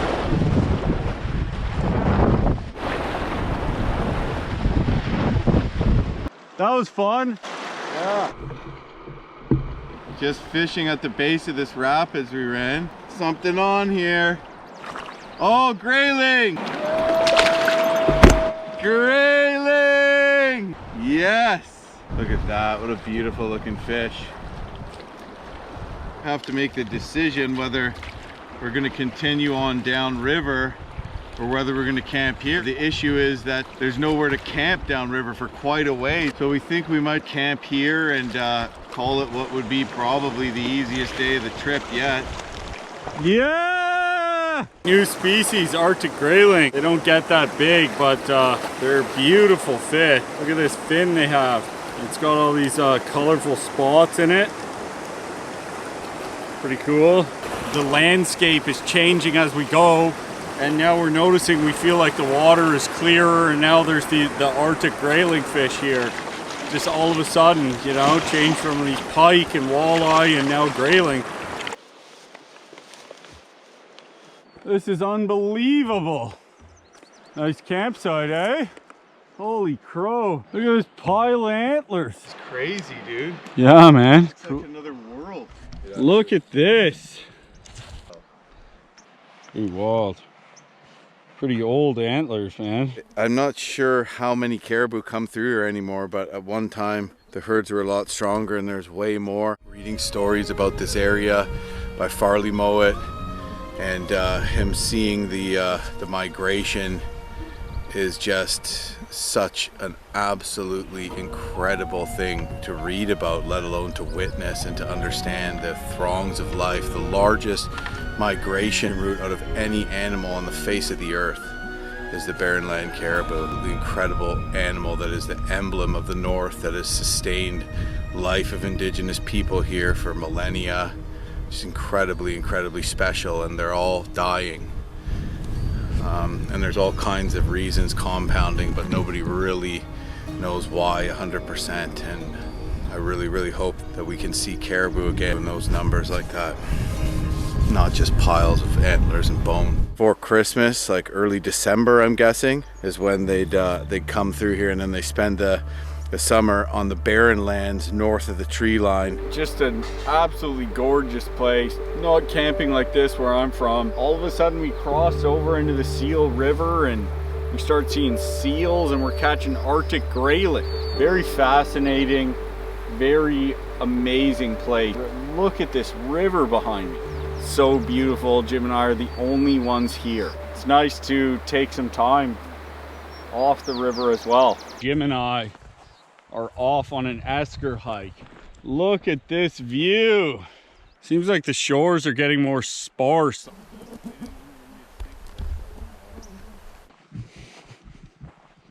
Marble, maybe?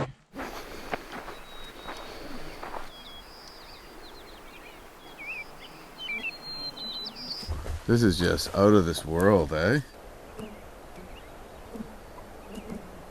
A better way to explain the esker is that we're on top of what was a river bottom, and then the river would have been flowing along here underneath a kilometer of ice, and then either side of the ice holds the river in place, and then the sediment builds up to what we have here.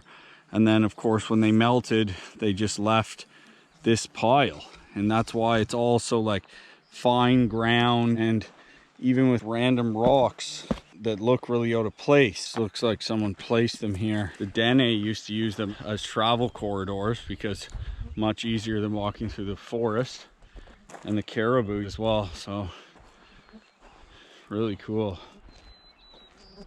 Easily one of the highlights of the trip so far. What a freaking paradise this is. Glad we pulled over and didn't push on.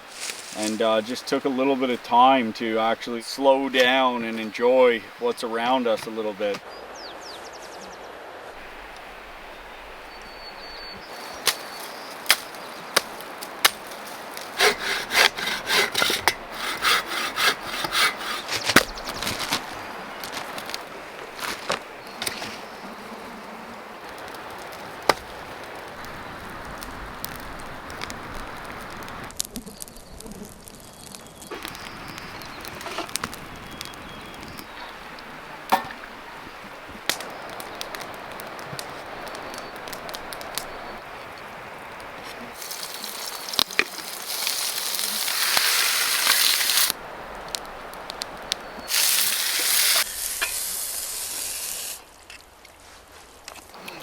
Pick it right off the bones. You get all the meat.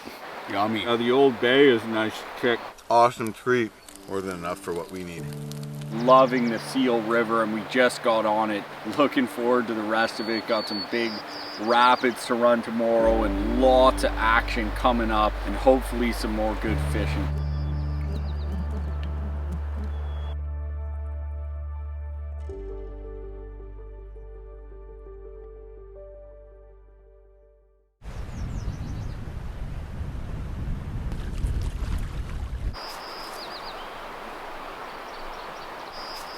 Ed seems to be leading the charge here with springing up and getting out of the tent. Just kidding. And there it is, first class breakfast.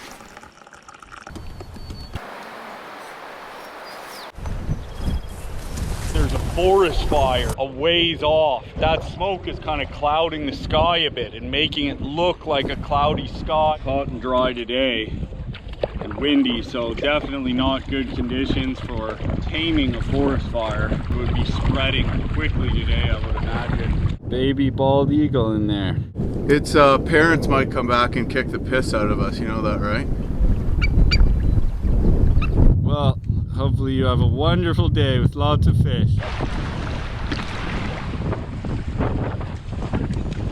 The seals are popping up. Dude, the Seal River is the best, man. Yeah, this is so cool. River's moving at a great clip. We're making time. The landscape has changed for the better. Totally manageable to get out and line or walk or scout. It'd be really nice to enjoy a couple delicious grayling again tonight, so we're gonna put some effort in. Yep! Whoa! Yeah! Grayling, baby! Nice fish. How cool are all these birds, eh?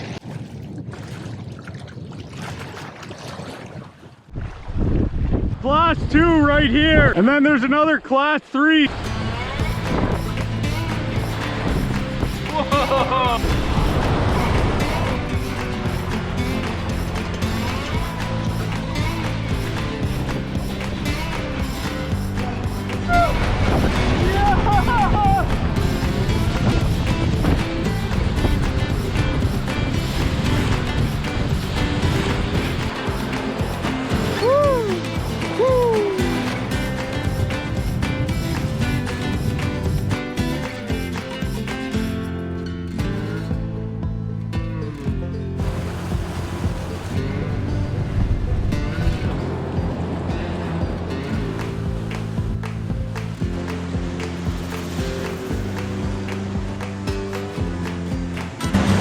Whoa!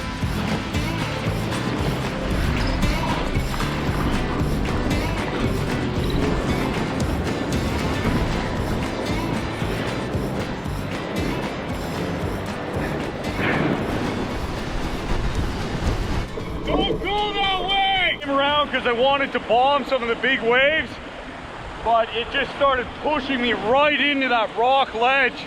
You would have got stuck and pinned there, so what I did worked, but it's not really a smart plan. Looked like he had a pretty sweet run, but there's a couple huge rocks. Smashing into those or pinning on them could trash your canoe and pretty much mean the end of the trip.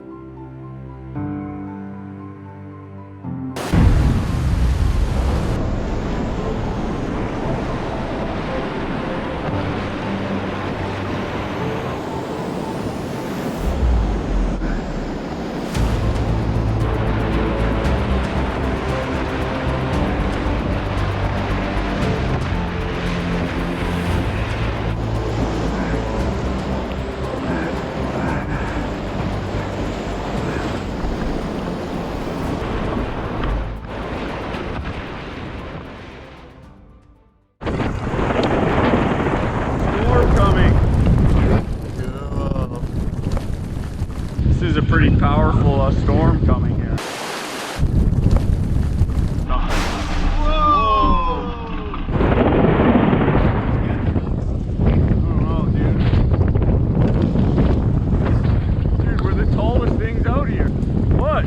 Get hit by lightning all the time. Whoa, crazy lightning. We're gonna wait out this storm so we don't get struck by lightning. Getting struck by lightning, you know, it's just not us. Woo! I think it's raining. Yeah, it's raining. Well, the bugs aren't not anymore. A lot of lightning. It's raining a lot. Whoa! Hopefully it didn't cause a forest fire. Still raining, but all the lightning is that way and we're going that way. That was quite the show. If we get to a nice campsite tonight, we'll have done probably 40 clicks today, making pretty good time.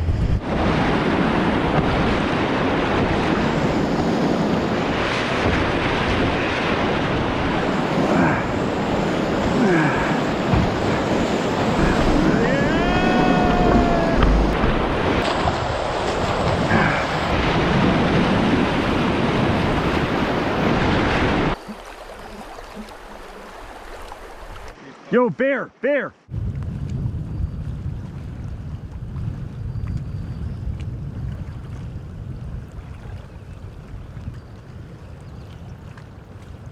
Black bear there, pretty cool. Banks of the Seal, because it's not so flooded like the South Seal and not so heavily wooded, is better opportunity to see wildlife, and that's one great example right there. Always nice to see some wildlife for sure. There it is again.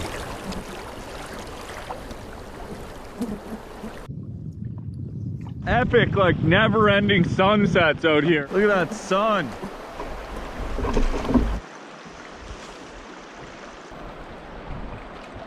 Yeah. Oh, Ted's got one. Yeah. That's two now, eh? Yeah. Arctic grayling is on the menu again tonight. Well, at least we have one each. My personal favorite day of the trip so far, I think. This river is just absolutely spectacular. Ran a scenic gorge, esker campsite, like just crazy cool. Stopped early yesterday, so we're pushing it quite late into the evening tonight. Gonna be a late one tonight for sure. Campsite is just looking like it's on the tip on the left here. Yeah, there it is. It's right there. We're just getting to camp and it's 10:21. Oh.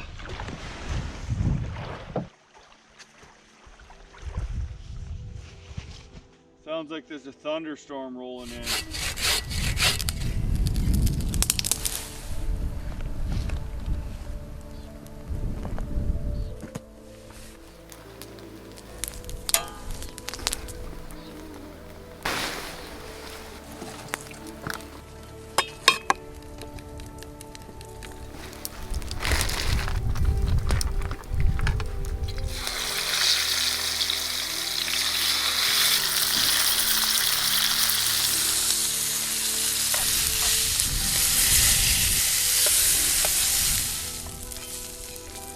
This is good. 50K today. We have 170 kilometers to go. One of the best days, if not the best day of the trip, eh, Ted? Yeah.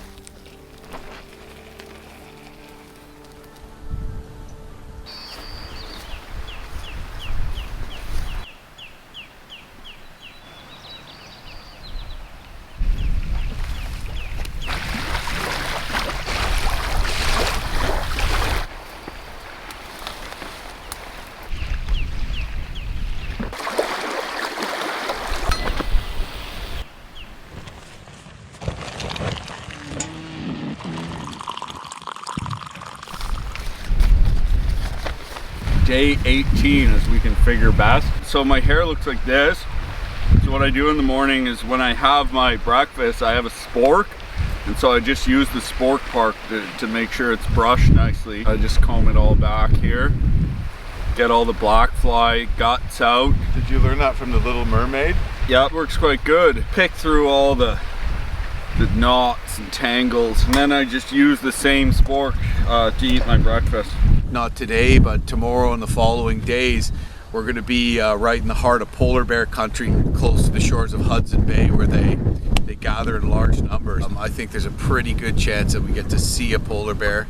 Paddle in the Seal River, feeling oh so wild and so free. Yeah, I just wanna live my life, oh, living on the edge. If you looking for me, that is where I'll be. Oh. Oh, I see some white water, some white water. That looks Raging. Woo! get out of the way. Out of my way. Whoa! Whoa! That looks huge. Can we get over to the left here? It's the Portage Trail. Maybe it's in here. I don't know, it's just a cliff. Is that an island there? Yeah, that's the island. I don't know if I want to run that, dude. Yeah, it's definitely a 4. Why don't we just bomb across and paddle around the island? We can just tell that the rapid, because of the high volume, is essentially unrunnable or would be foolish to run. So we're gonna take a different channel that goes around this island, but now we're on the wrong side of the river, so we have to front ferry across a really fast current to get to the other side before we get pushed down that rapid. And we don't have a lot of time to do that. As you can imagine, getting swept into that torrent backwards when I'm trying to front ferry would be pretty low on the list of things that I want to do today. We should be able to manage anything. We just got to use our heads and not be stupid. Wind is not helping me, dude.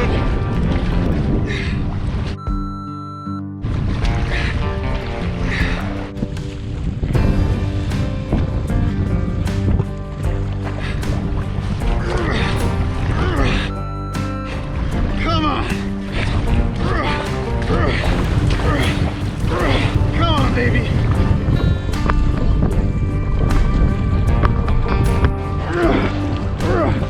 Come on.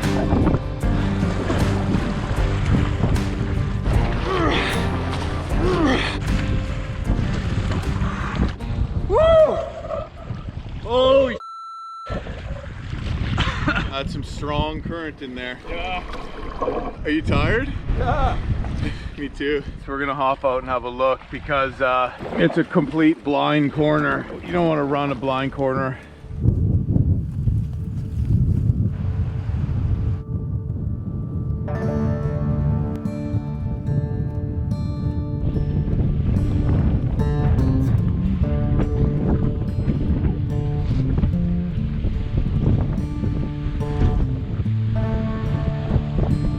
Scouting the rapid. There's some serious churning, spinning current. Like a whirlpool that appears and then disappears. Coming around that corner back here, the current's pushing strong into that. We're gonna try to come around this corner and come in on the right and just sort of miss this massive wave on the right, these boils, and sort of just get right. All right, you want me to go first? I'm gonna eddy out up at the top here, I think. I might not, if I have a decent line.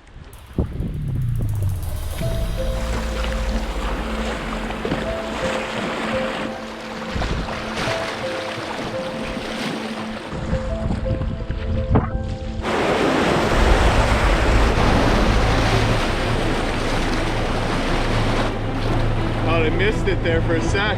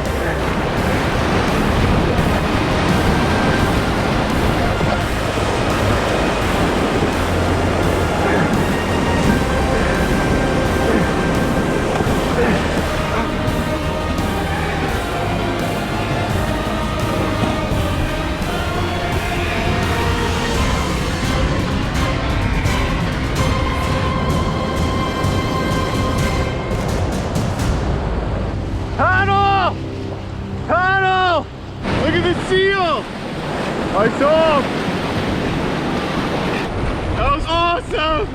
That was crazy, dude. You think you've skated it and then it spins you. That is some serious volume. Oh, there's just seals literally jumping in the rapids, like flying out like a dolphin in the surf. They're jumping all around. Really good.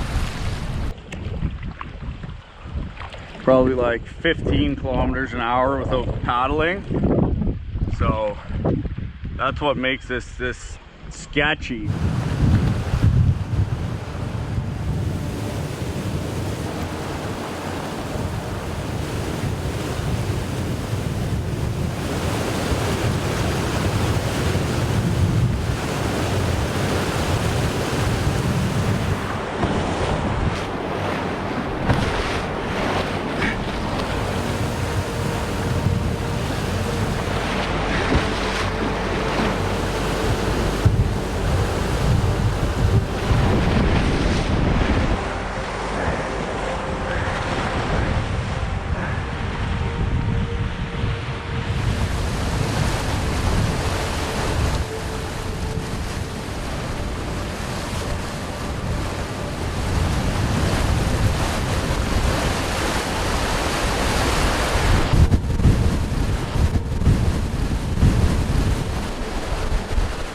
Paddling on a long stretch of super wide fast current approaching 9-bar rapid, which is about a 4-kilometer raging rapid. We have some intel saying it's a class 3-4, but we're thinking it might be way more raging like some of the other ones. The map says scout caution 9-bar rapids class 3 to 4, 2-meter ledge not visible from upstream. Like, it's pretty raging, but looks wide, so like maybe we can avoid stuff. Just run it, avoid the big, try not to dump and swamp. So yeah, we got our work cut out for us, but after this we have about 10K to cruise to finish our daily distance, and then a campsite, so a couple more easier rapids, so we're sort of home free after this one.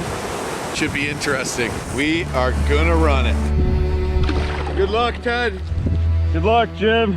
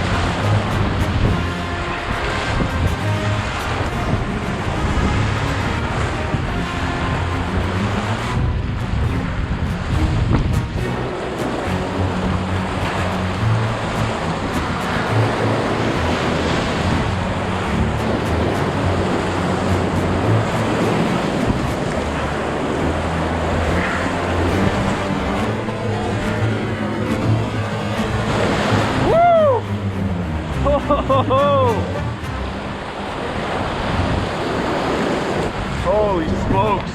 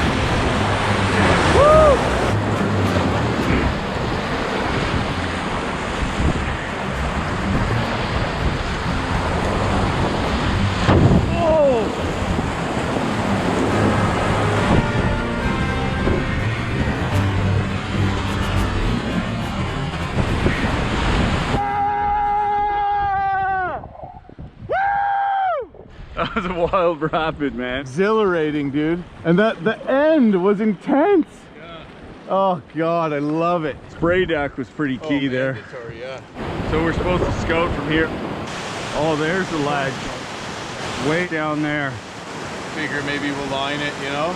What an impressive piece of water this is. At the very end of this, there's a freaking 2-meter ledge that spans the entire river. Probably lying down the ledge, controlling our boats with long ropes as we run along the shore. This section here in particular would just hold you and drown you real quick.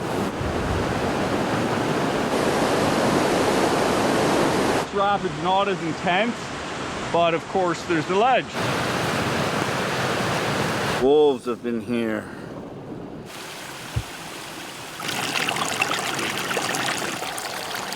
Be able to line this one safely.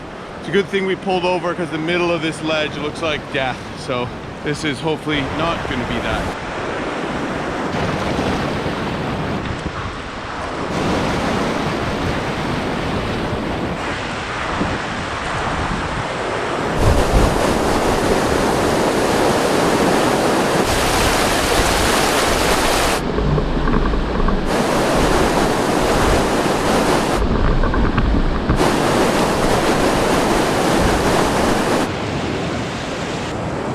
Down 9-bar rapids, yeah! What an adventure, just getting down this section of river, running the rapids with the most dangerous piece at the very base of it. Well, that should be it for the really challenging, more dangerous rapids for today.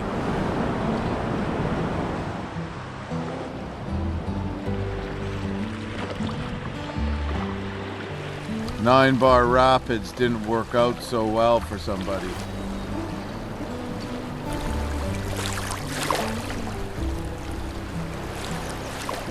Really cool experience. Just a big bald eagle just sitting there, so trusting. Sun is almost down. It's got to be like 10:30 at night, so it's a late one again. Don't really mean to get on the schedule here, but it has been the last couple of nights. I guess it's not the end of the world. We were just faced with all kinds of challenges today. We're gonna have to make a little bit better time in the coming days. There's a nice little landing here, and an eagle was soaring over it.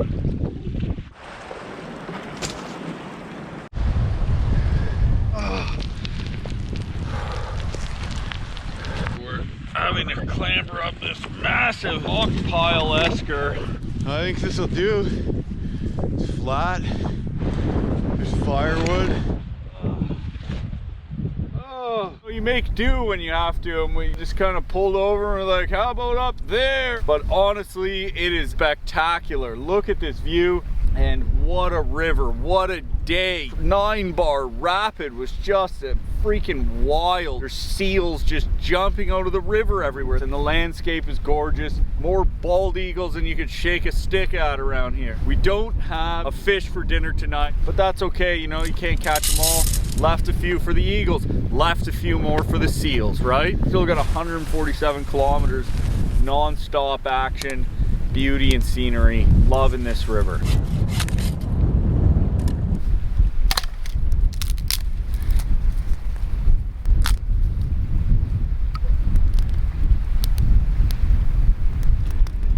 Wind is burning our fire kind of quickly, but it's also boiling our water for hot chocolate and delicious dehydrated Thanksgiving dinner. And I think it's safe to say that this spot turns out to be freaking beautiful. Thanksgiving dinner, girl.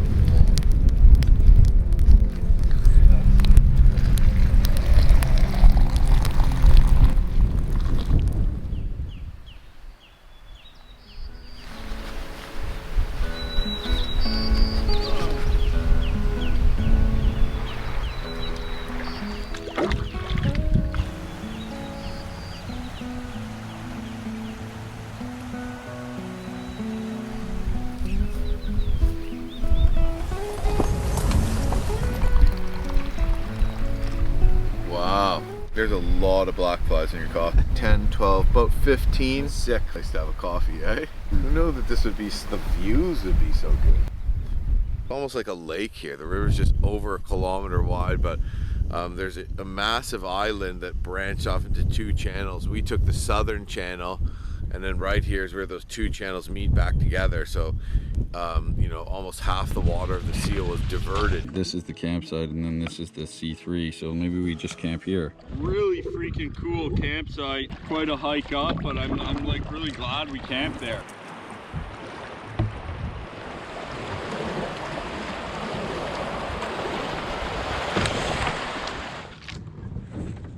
Oh, we just came across this. Basically, it's a water meter station, but quite a cabin they got here. Environment Canada, Inland Waters Directorate.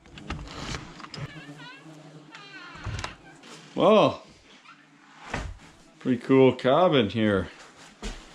You got some crude bunk beds and nice card table.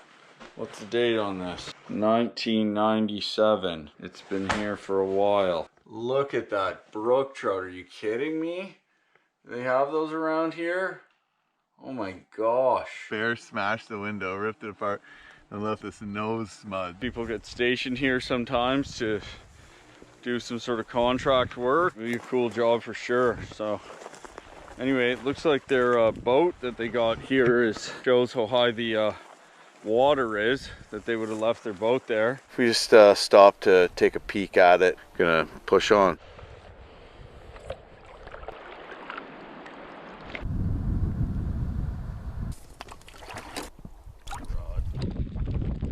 Little rain. It's probably just gonna be some isolated showers as the odd rain cloud moves through. Still have to make it 30 kilometers, but you know, we're gonna put in a little more effort to try to catch some fish.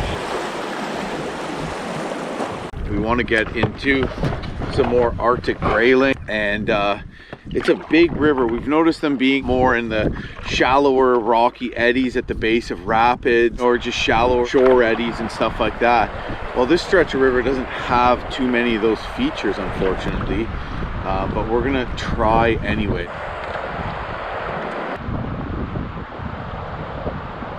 We're getting skunked here at the moment.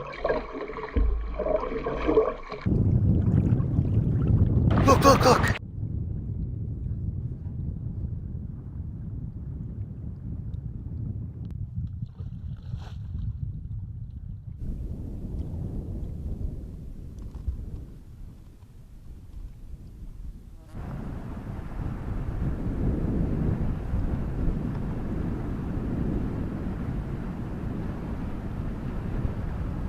Really cool to see him swimming across and popping up out of the river like that. I don't know that I've actually seen one swimming like that before, so I think that's a first for me.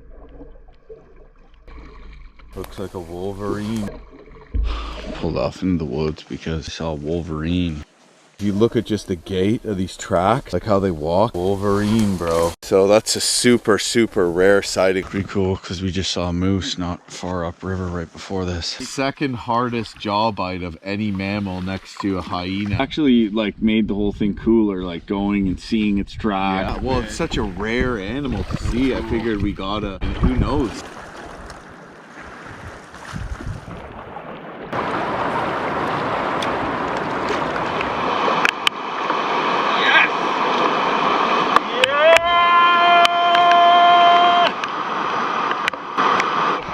Fish is on the menu tonight.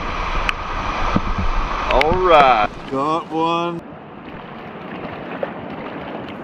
Yeah, right up in the rapid, baby. Yeah. Yep. Got one, yeah. Maps 1 gold. Yep. Nice. Yeah.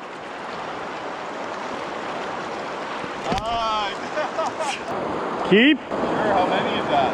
I have 3. I only have 1. So that's pretty good. We got a freaking delicious grayling dinner now. The campsite is showing that it's right around the bend.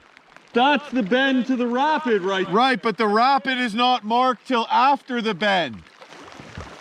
That's just something else up top. Just pull up there and camp in the woods right here. Yeah, it does look pretty rapidy. Well, it would appear that was a bedrock campsite that we were hoping to have is completely underwater. And there's not supposed to be a rapid here either, but there's like pretty good class 2 with the waves at the top and quite a ledge. He's saying we could throw a tent here. It should do just fine. We'll have to go get some wood, but other than that, I think it's easier to come here than haul into the woods. They are all mosquitoes descending on us from the heavens. Oh my goodness. Check out our fish. Oh, maybe mine is, oh no, yours is the biggest one. Bit of a mission to get wood today.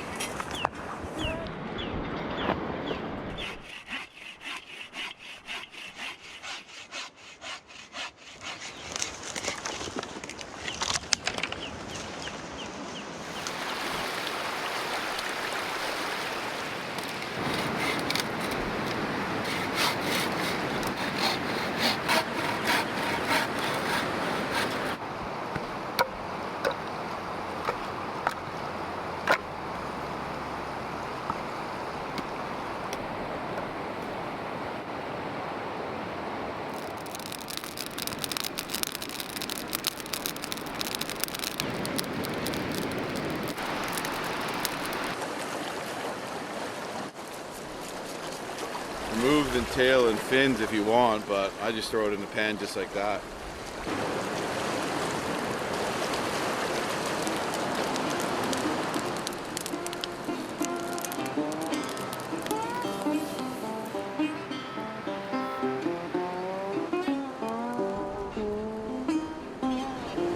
Spaghetti sauce.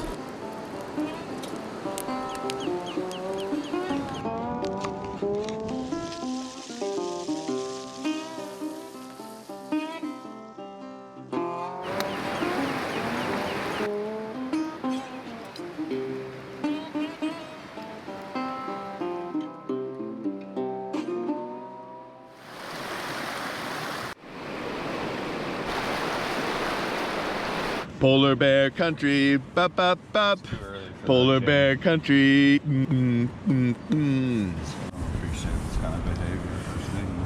Good morning, my neighbors. Today we're starting the day off with a raging class 4. And that's preceded by a 4-kilometer long stretch of class 2-3, which sounds just cray.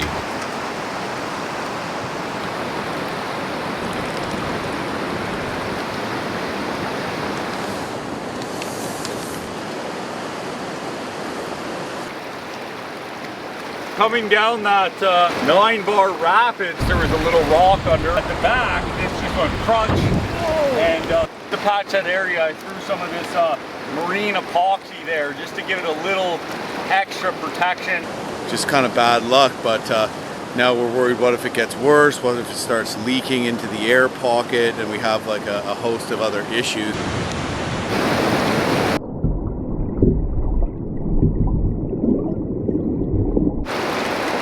Yeah.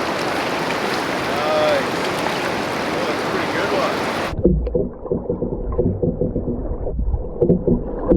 one. Nice grayling. Took a little extra time this morning to do some fishing in the eddies here. Pretty good action and a lot of fun too. Probably gonna make it roughly around 30 kilometers today. That will put us into about the 70 kilometer from the coast range, which is where we hear polar bears come up to approximately. Well, they can do whatever they want, of course, but the closer you get to the coast, the more likely you are to see a polar bear upriver. And it looks like our raging class 3-4 is coming right up around that corner. Doesn't really look like much.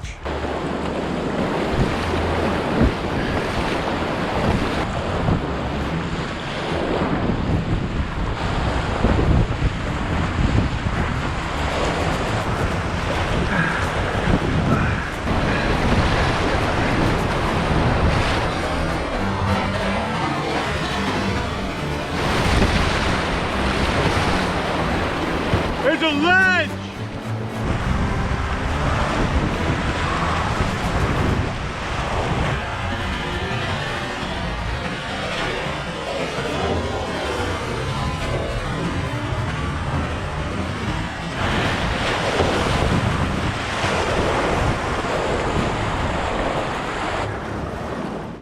that rapid. Heck of a lot of fun. No real boulders to contend with. A bit of a ledge at the bottom we had to skate, but lots of room. And I was just sweltering. So I just jumped in the water with my dry suit on, and it's cooling me right down.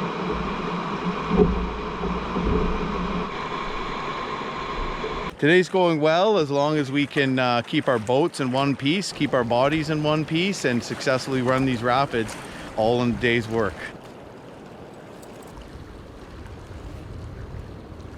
Holy shenanigans. I was not expecting to see ice. It's kind of cool seeing that. This next stretch is noted as a 15-meter drop over 4 kilometers. So the current is going to be very fast. Should be pretty interesting.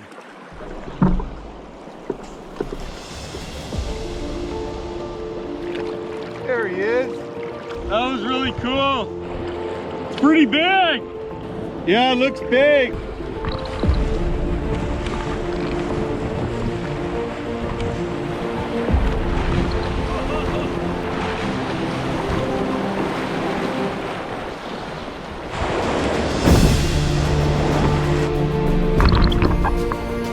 Look at the ice.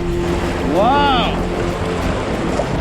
All of that there is all the ice.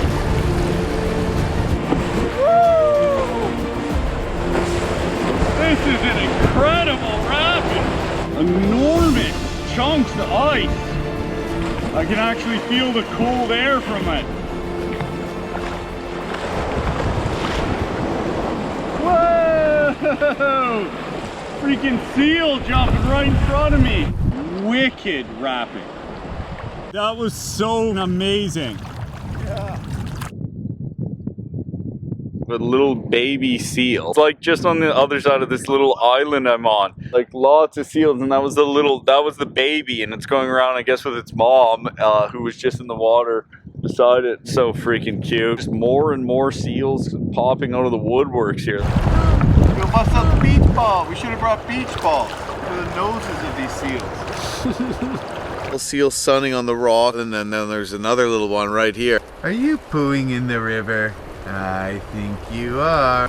So yeah, pretty cool. Top 3 all-time coolest stretches of river I have ever paddled. Little baby seals riding on the backs of their moms. So cool because we're on a freaking freshwater river, like 100 kilometers from the coast. So really cool experience. Glad that we did push through those huge lakes and other parts of the trip that were very, very challenging. And right now, because of the weather's on our side, the current, and our ability to run all the rapids, we're finding this part of the trip not too stressed, not too much of a push, which is nice. Woo! Across the river here, looks like there's an esker. Looks promising.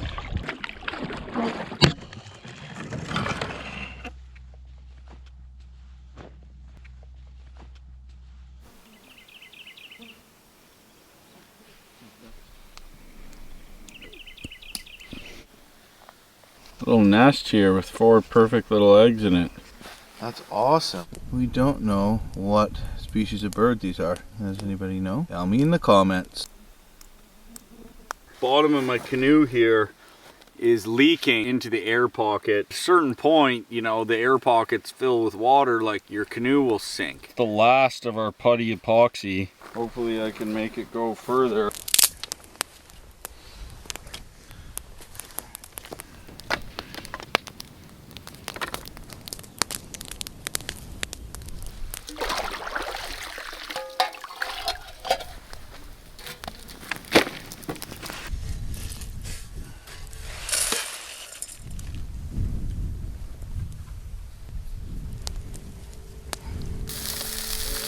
Made it about 30K, so we're doing good. We're not super stressed pushing to make time.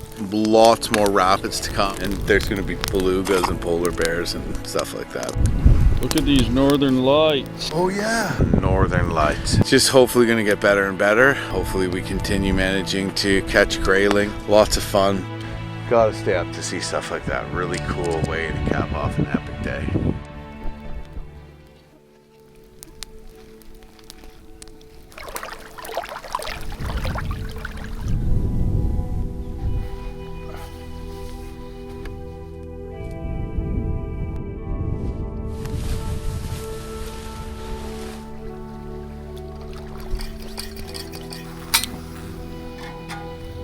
Forest fire smoke is really starting to cloud things up. Hopefully this forest fire doesn't become an issue for us.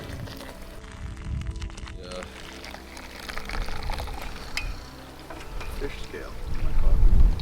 70 kilometers to the mouth of the Seal on Hudson's Bay, and then 70 kilometers to Churchill, Manitoba from the mouth of the Seal. So that's kind of the vicinity we are in Canada. Very remote wilderness. I mean, Churchill only has a train that goes in there. There's no roads or anything as well. There's a lot of smoke and our eyes are burning more and more, and it's at our back, so at least we're paddling away from it. But yeah, the smoke amount has increased pretty substantially. Just spotted another bull moose, really cool, on this small island here.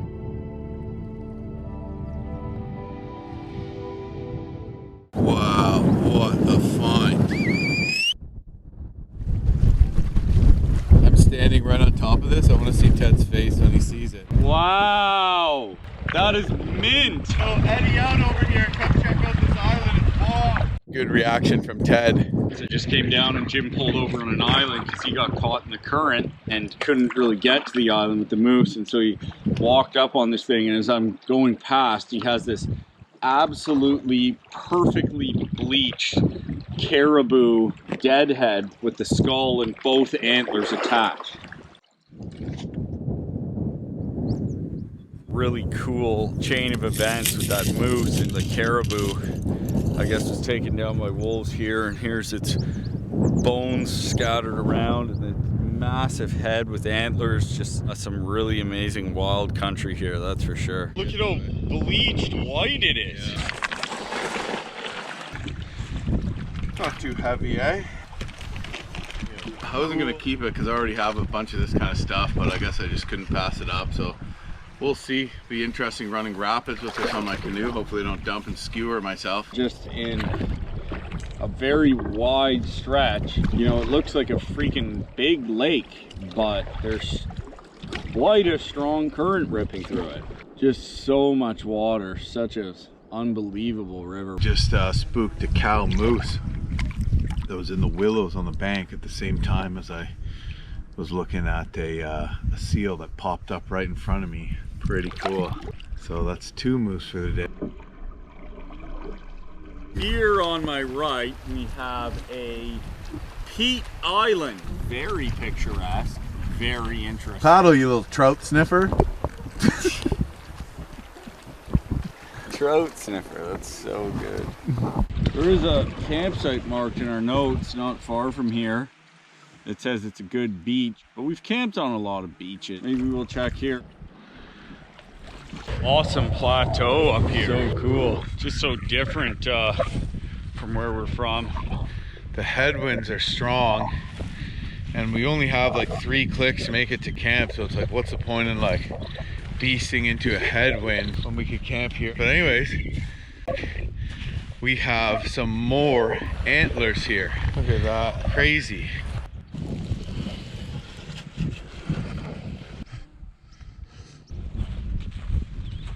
I decided to not camp there because it seemed like a bit too much of a peat plateau, which would mean we couldn't have a campfire safely. Also, it was a bit of a hike to get our gear up there and sort of deep on the shoreline. So we're moving on to the next campsite. Hopefully it's not flooded out. It's marked as a good beach. Looks like maybe there's enough space.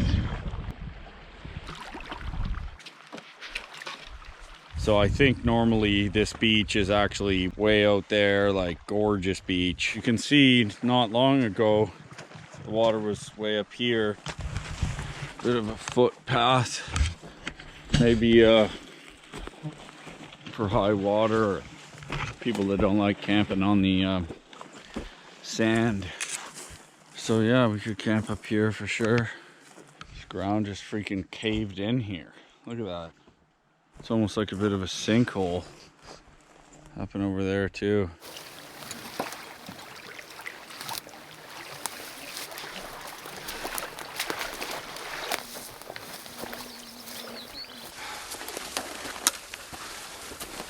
Oh, this is gonna be home for the night.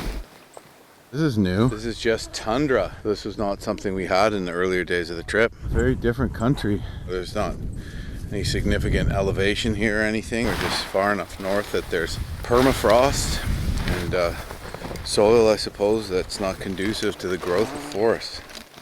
It was a pretty leisurely day, paddling away from this eerie forest fire and exploring a bit. Days are a little less stressful because we don't have to go as far, but tomorrow is a heavy rapid day. And we're a little unsure how that's gonna go with these antlers on our boat. Like, what if we dump and they just stab us through the necks, the hearts, the livers, the kidneys, and the eyes.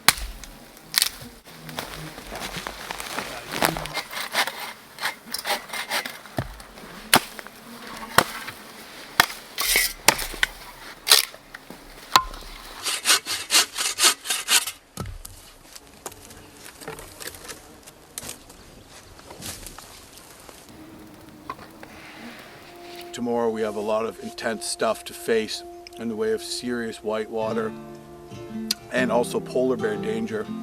There's a good chance we might see a polar bear one of these days. So just gonna finish up this delicious dehydrated chili that my wife made, and I'm going to go to bed.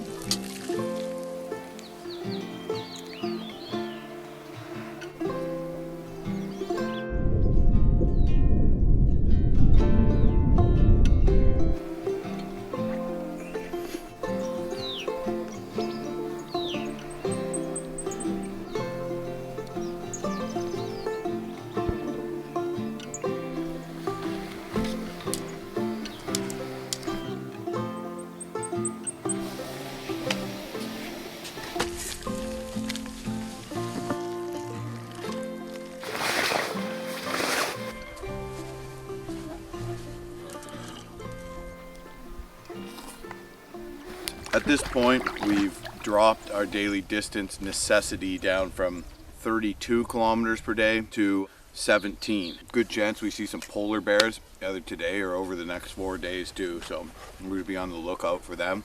Raging whitewater rapids and polar bears are the two main dangers, but also the two main cool things we get to see and do too, if all goes well. Class 3, which is the start of 14 kilometers of almost continuous rapid. Put on her dry suit and get ready for this. Here we go.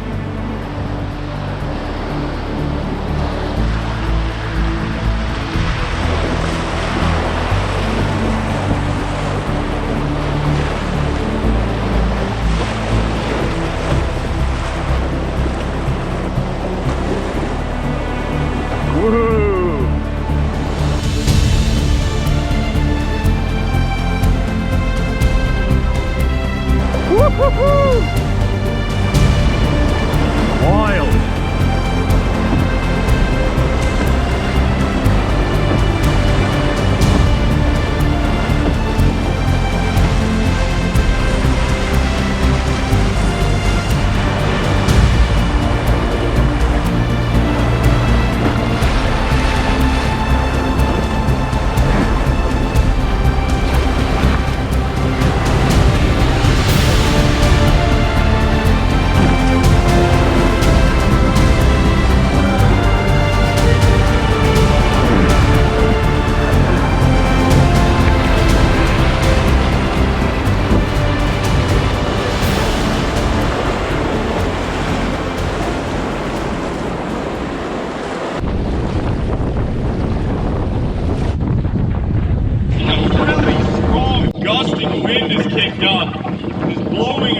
This expanse of river and broadsiding us with white caps right now. Quite a change of events. Just absolutely absolutely nuts. We're like almost essentially hit by the wind.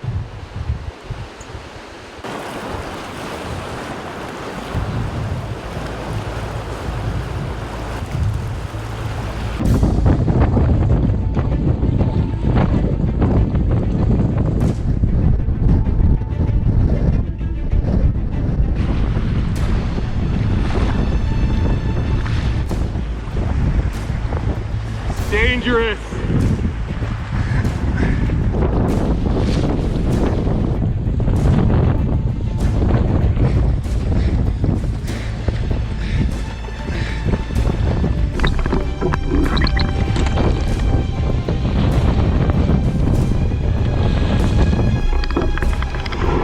Ted's trapped by the wind. He's running into problems here.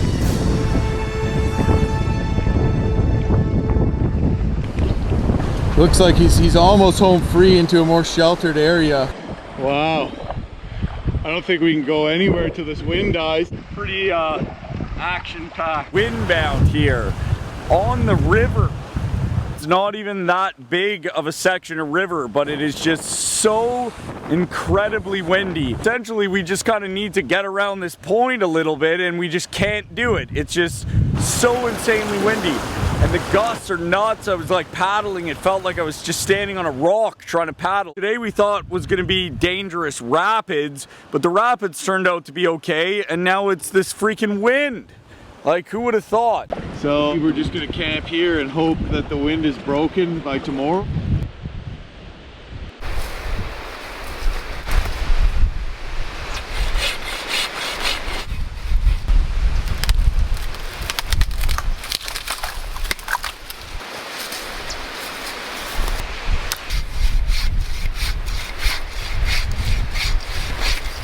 I counted the rings, 90 rings between here and there. Then this outer layer's rotted, so good chance this tree was 100 years old at this size. Crazy. We might see a polar bear today or sometime soon, I don't know. So we're gonna keep our eyes out for it. We're making better time than we thought too. So I think we're gonna make it to our end point of our trip, no problem. On schedule, maybe a bit before, which is great. I mean, it kind of goes to show that we plan things out really well along the entire route, and it's tough to do that for a 25-day trip. Forcing ourselves to make our kilometers, doing all the things, building catamarans and sails and paddling into heavy winds and using the double blade when we had to, all added up to a good system to get to where we are now. But I don't want to count my chickens before they're hatched though, because there's still some serious whitewater rapids to come and other challenges too.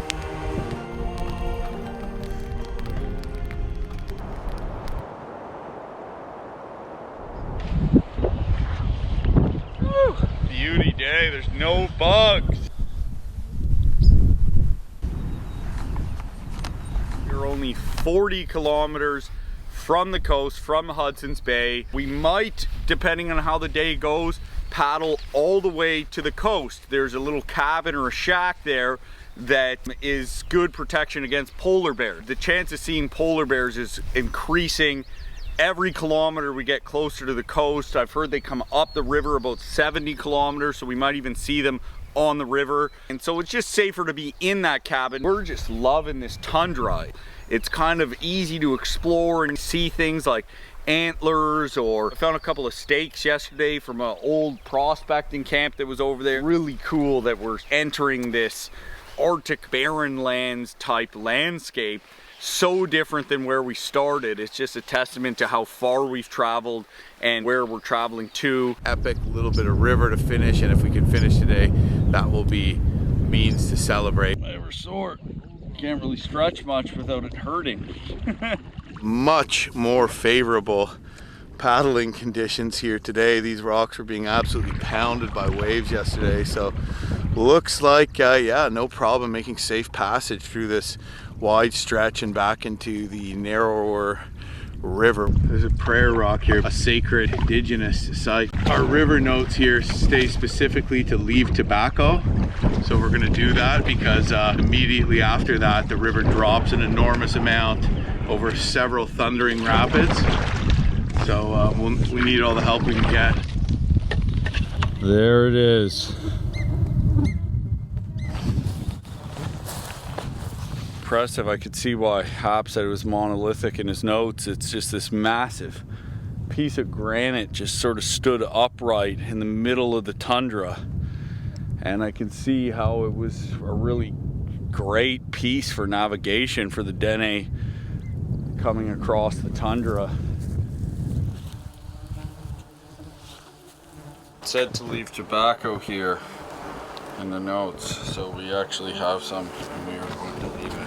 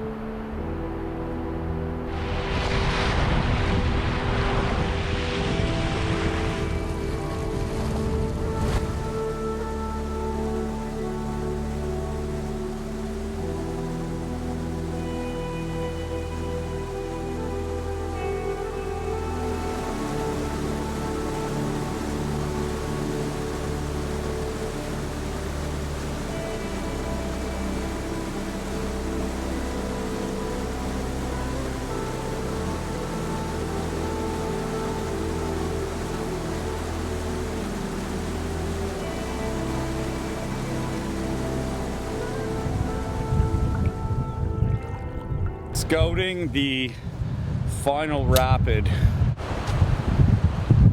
Uh-oh, that is quite the turmoil.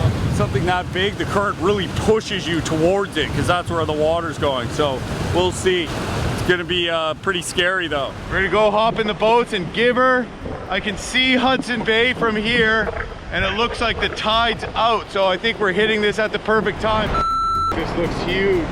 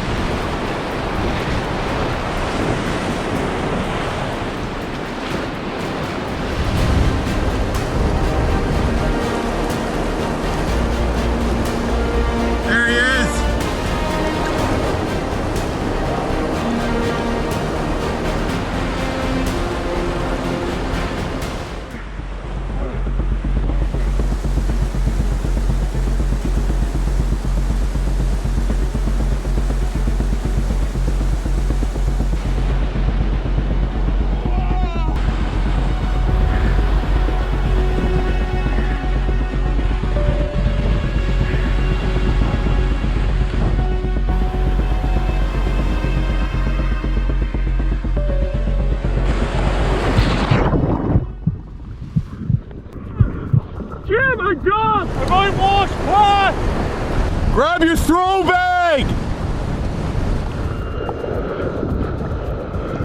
I'm not gonna make it!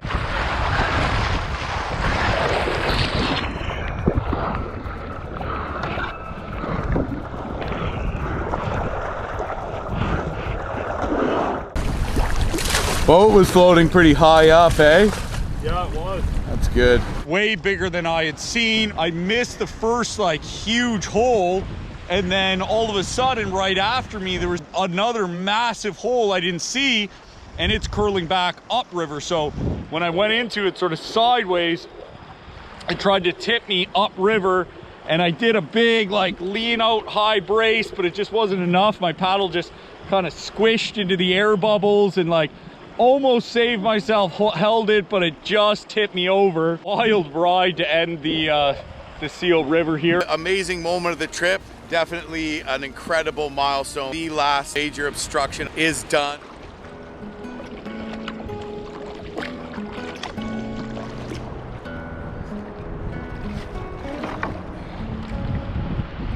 Look at the glow out over Hudson's Bay. Wow.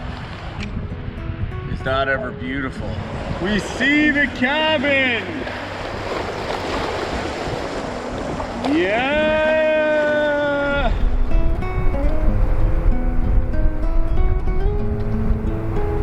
There is the cabin. We made it. We are done. The paddling portion of this expedition. Could not be a more picture perfect finish. And it feels freaking amazing. We just did some pretty serious stuff. Polar bear. Oh, polar bear. 3 of them. He has 2 cubs. Are you serious? Yeah. Polar bears, 2 cubs.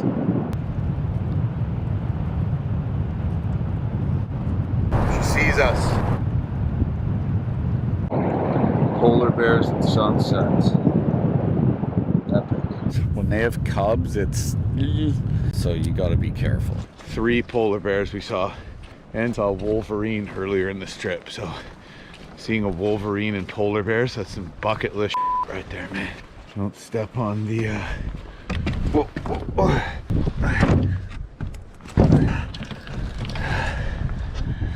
Got nails all over it. Here we are.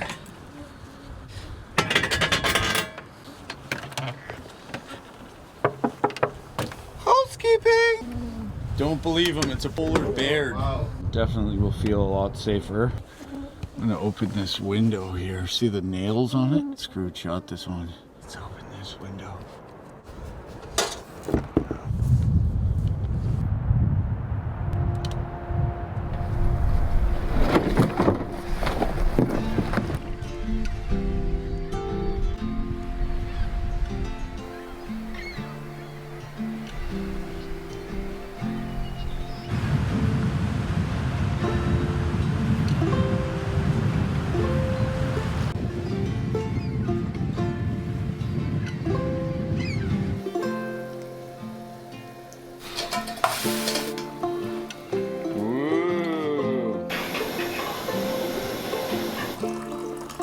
Cheers, my good man. We have the day to explore and to relax on this pretty awesome cabin. Like, honestly, it's bigger than I thought it was gonna be. It's really cool. There's lots of like notes from other groups and people that have visited the cabin or paddled the Seal River. We'll leave our names here somewhere as well. A few times in the night we woke up excited. We'd heard a bear and like peered out the windows, and then couldn't get back to sleep right away because riding a high from having completed the trip and being in such a cool place. We're not far from our cabin and we're observing polar bears. They're out there hunting belugas, and we did see some beluga whales. They're white back, freaking cool. Pretty good entertainment for the day, watching polar bears hunt whales on Hudson Bay. Whoa, there's the bear right in front of me. Dude, it just swam from here to the point.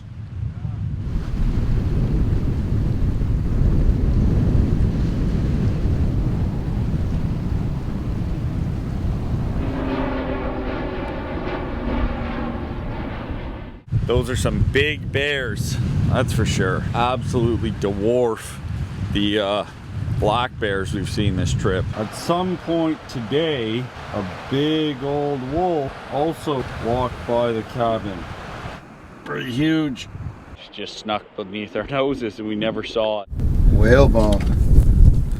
I just found that. There's some big old bear prints right beside the shack. I think this one's mom, and the other one are the cubs. There's only 3 windows, and on the back side of the cabin, the bears stand up and smash the window, so now it's just fully boarded up with nails. Actually woke up last night because we heard something smashing around out there. Scratch marks. Ted was bummed that we didn't get the trail cam out to see the polar bears circumnavigating the cabin while we slept, but we have a Wolverine investigating. Enjoying the day here on the coast. Someone left a telescope, and so we're able to spot things a little further off. Really fun to just observe what they're up to. I'm just really loving it here. Lost count of how many bears we've seen. At least 8 or 9 bears. Crazy the amount of bears here. Prints from massive wolves, a lot of caribou sign, the bears, the whales, the seals, just everything has been incredible.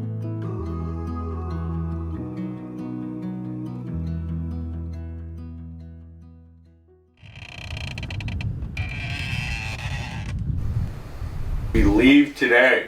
Shuttle is going to be here. We're gonna have to paddle out to meet him. We because it's too shallow for him to bring his boat and motor in here. Ted used the sat phone this morning to just call to make sure our boat pickup was on its way. She asked, oh geez, you know, like, do you guys have a gun? The bears have been bad this year. Consistent topic of conversation around here, I imagine. Looks like our ride there. Gotta be our ride, dude. Looks like he's waiting out there. Jim's just shooting a thing like we're gonna come meet him. Jack Fatstone, I presume.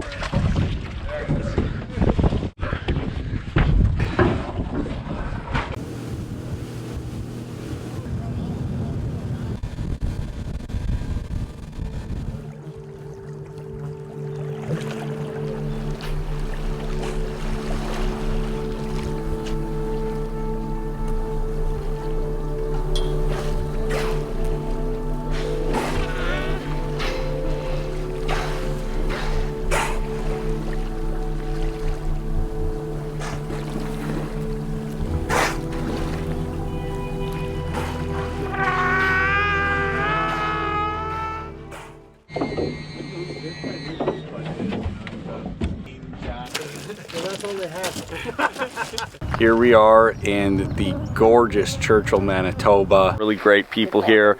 Gerald is taking us around and showing us the sights today. Here is the polar bear jail. Yeah. Not a common thing in most places. They can hold as many as 30 bears. 30 bears, wow. These are the traps. I definitely think Jim would fall for that. Especially if you put like a walleye in there or a pickerel. Oh yeah. They trap the bears. They put them in the bear jail. They give them a 30-day sentence. They can think about what they did wrong. And then they let them go. Never seen a plane crash before. The guys all walked away. Wow. World War vintage. These things were designed like a lot of power. Yeah. And they said they designed them to go over the Alps. Was it a DC-3? C-46. So there's one of the engines. Yeah, there's an engine right over here. Is this cool or what? Apparently the pilot and the other guys on board all walked away. Pretty banged up, but honestly, like, you know, a little duct tape, some PL, get this bird back in the air, right? Just watch the sunset behind me. Absolutely spectacular. This is the land of the never-ending sunset, it feels like. It doesn't get dark till like 11. And I can hear the belugas behind me, just out past the tide. There's tons of whales out there. What a beautiful place, what a beautiful day, and it's really nice that we have some time to spend here in Churchill. This afternoon we got a hamburger and had a few beers and just enjoyed the day. Gorgeous place if you want to come and visit. Great people and culture. It's really spectacular.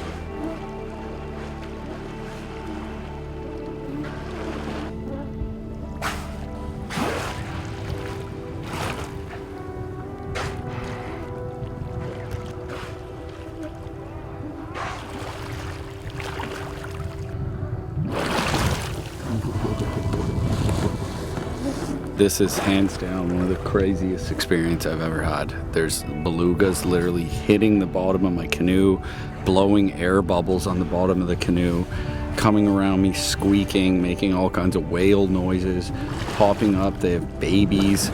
It's almost like a little nerve-wracking because like maybe they could tip me. I don't know. I feel pretty safe, but unreal. It is getting pretty late though, so I probably should head back because I am floating out to the ocean.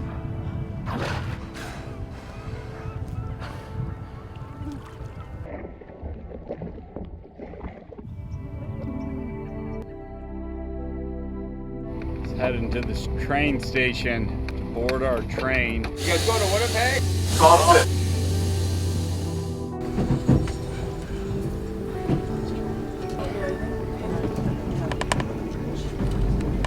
What river is that? We have made it to Thompson, Manitoba. Long train ride through the night from Churchill. What a freaking adventure all around it's been. Fingers crossed we have a safe drive home.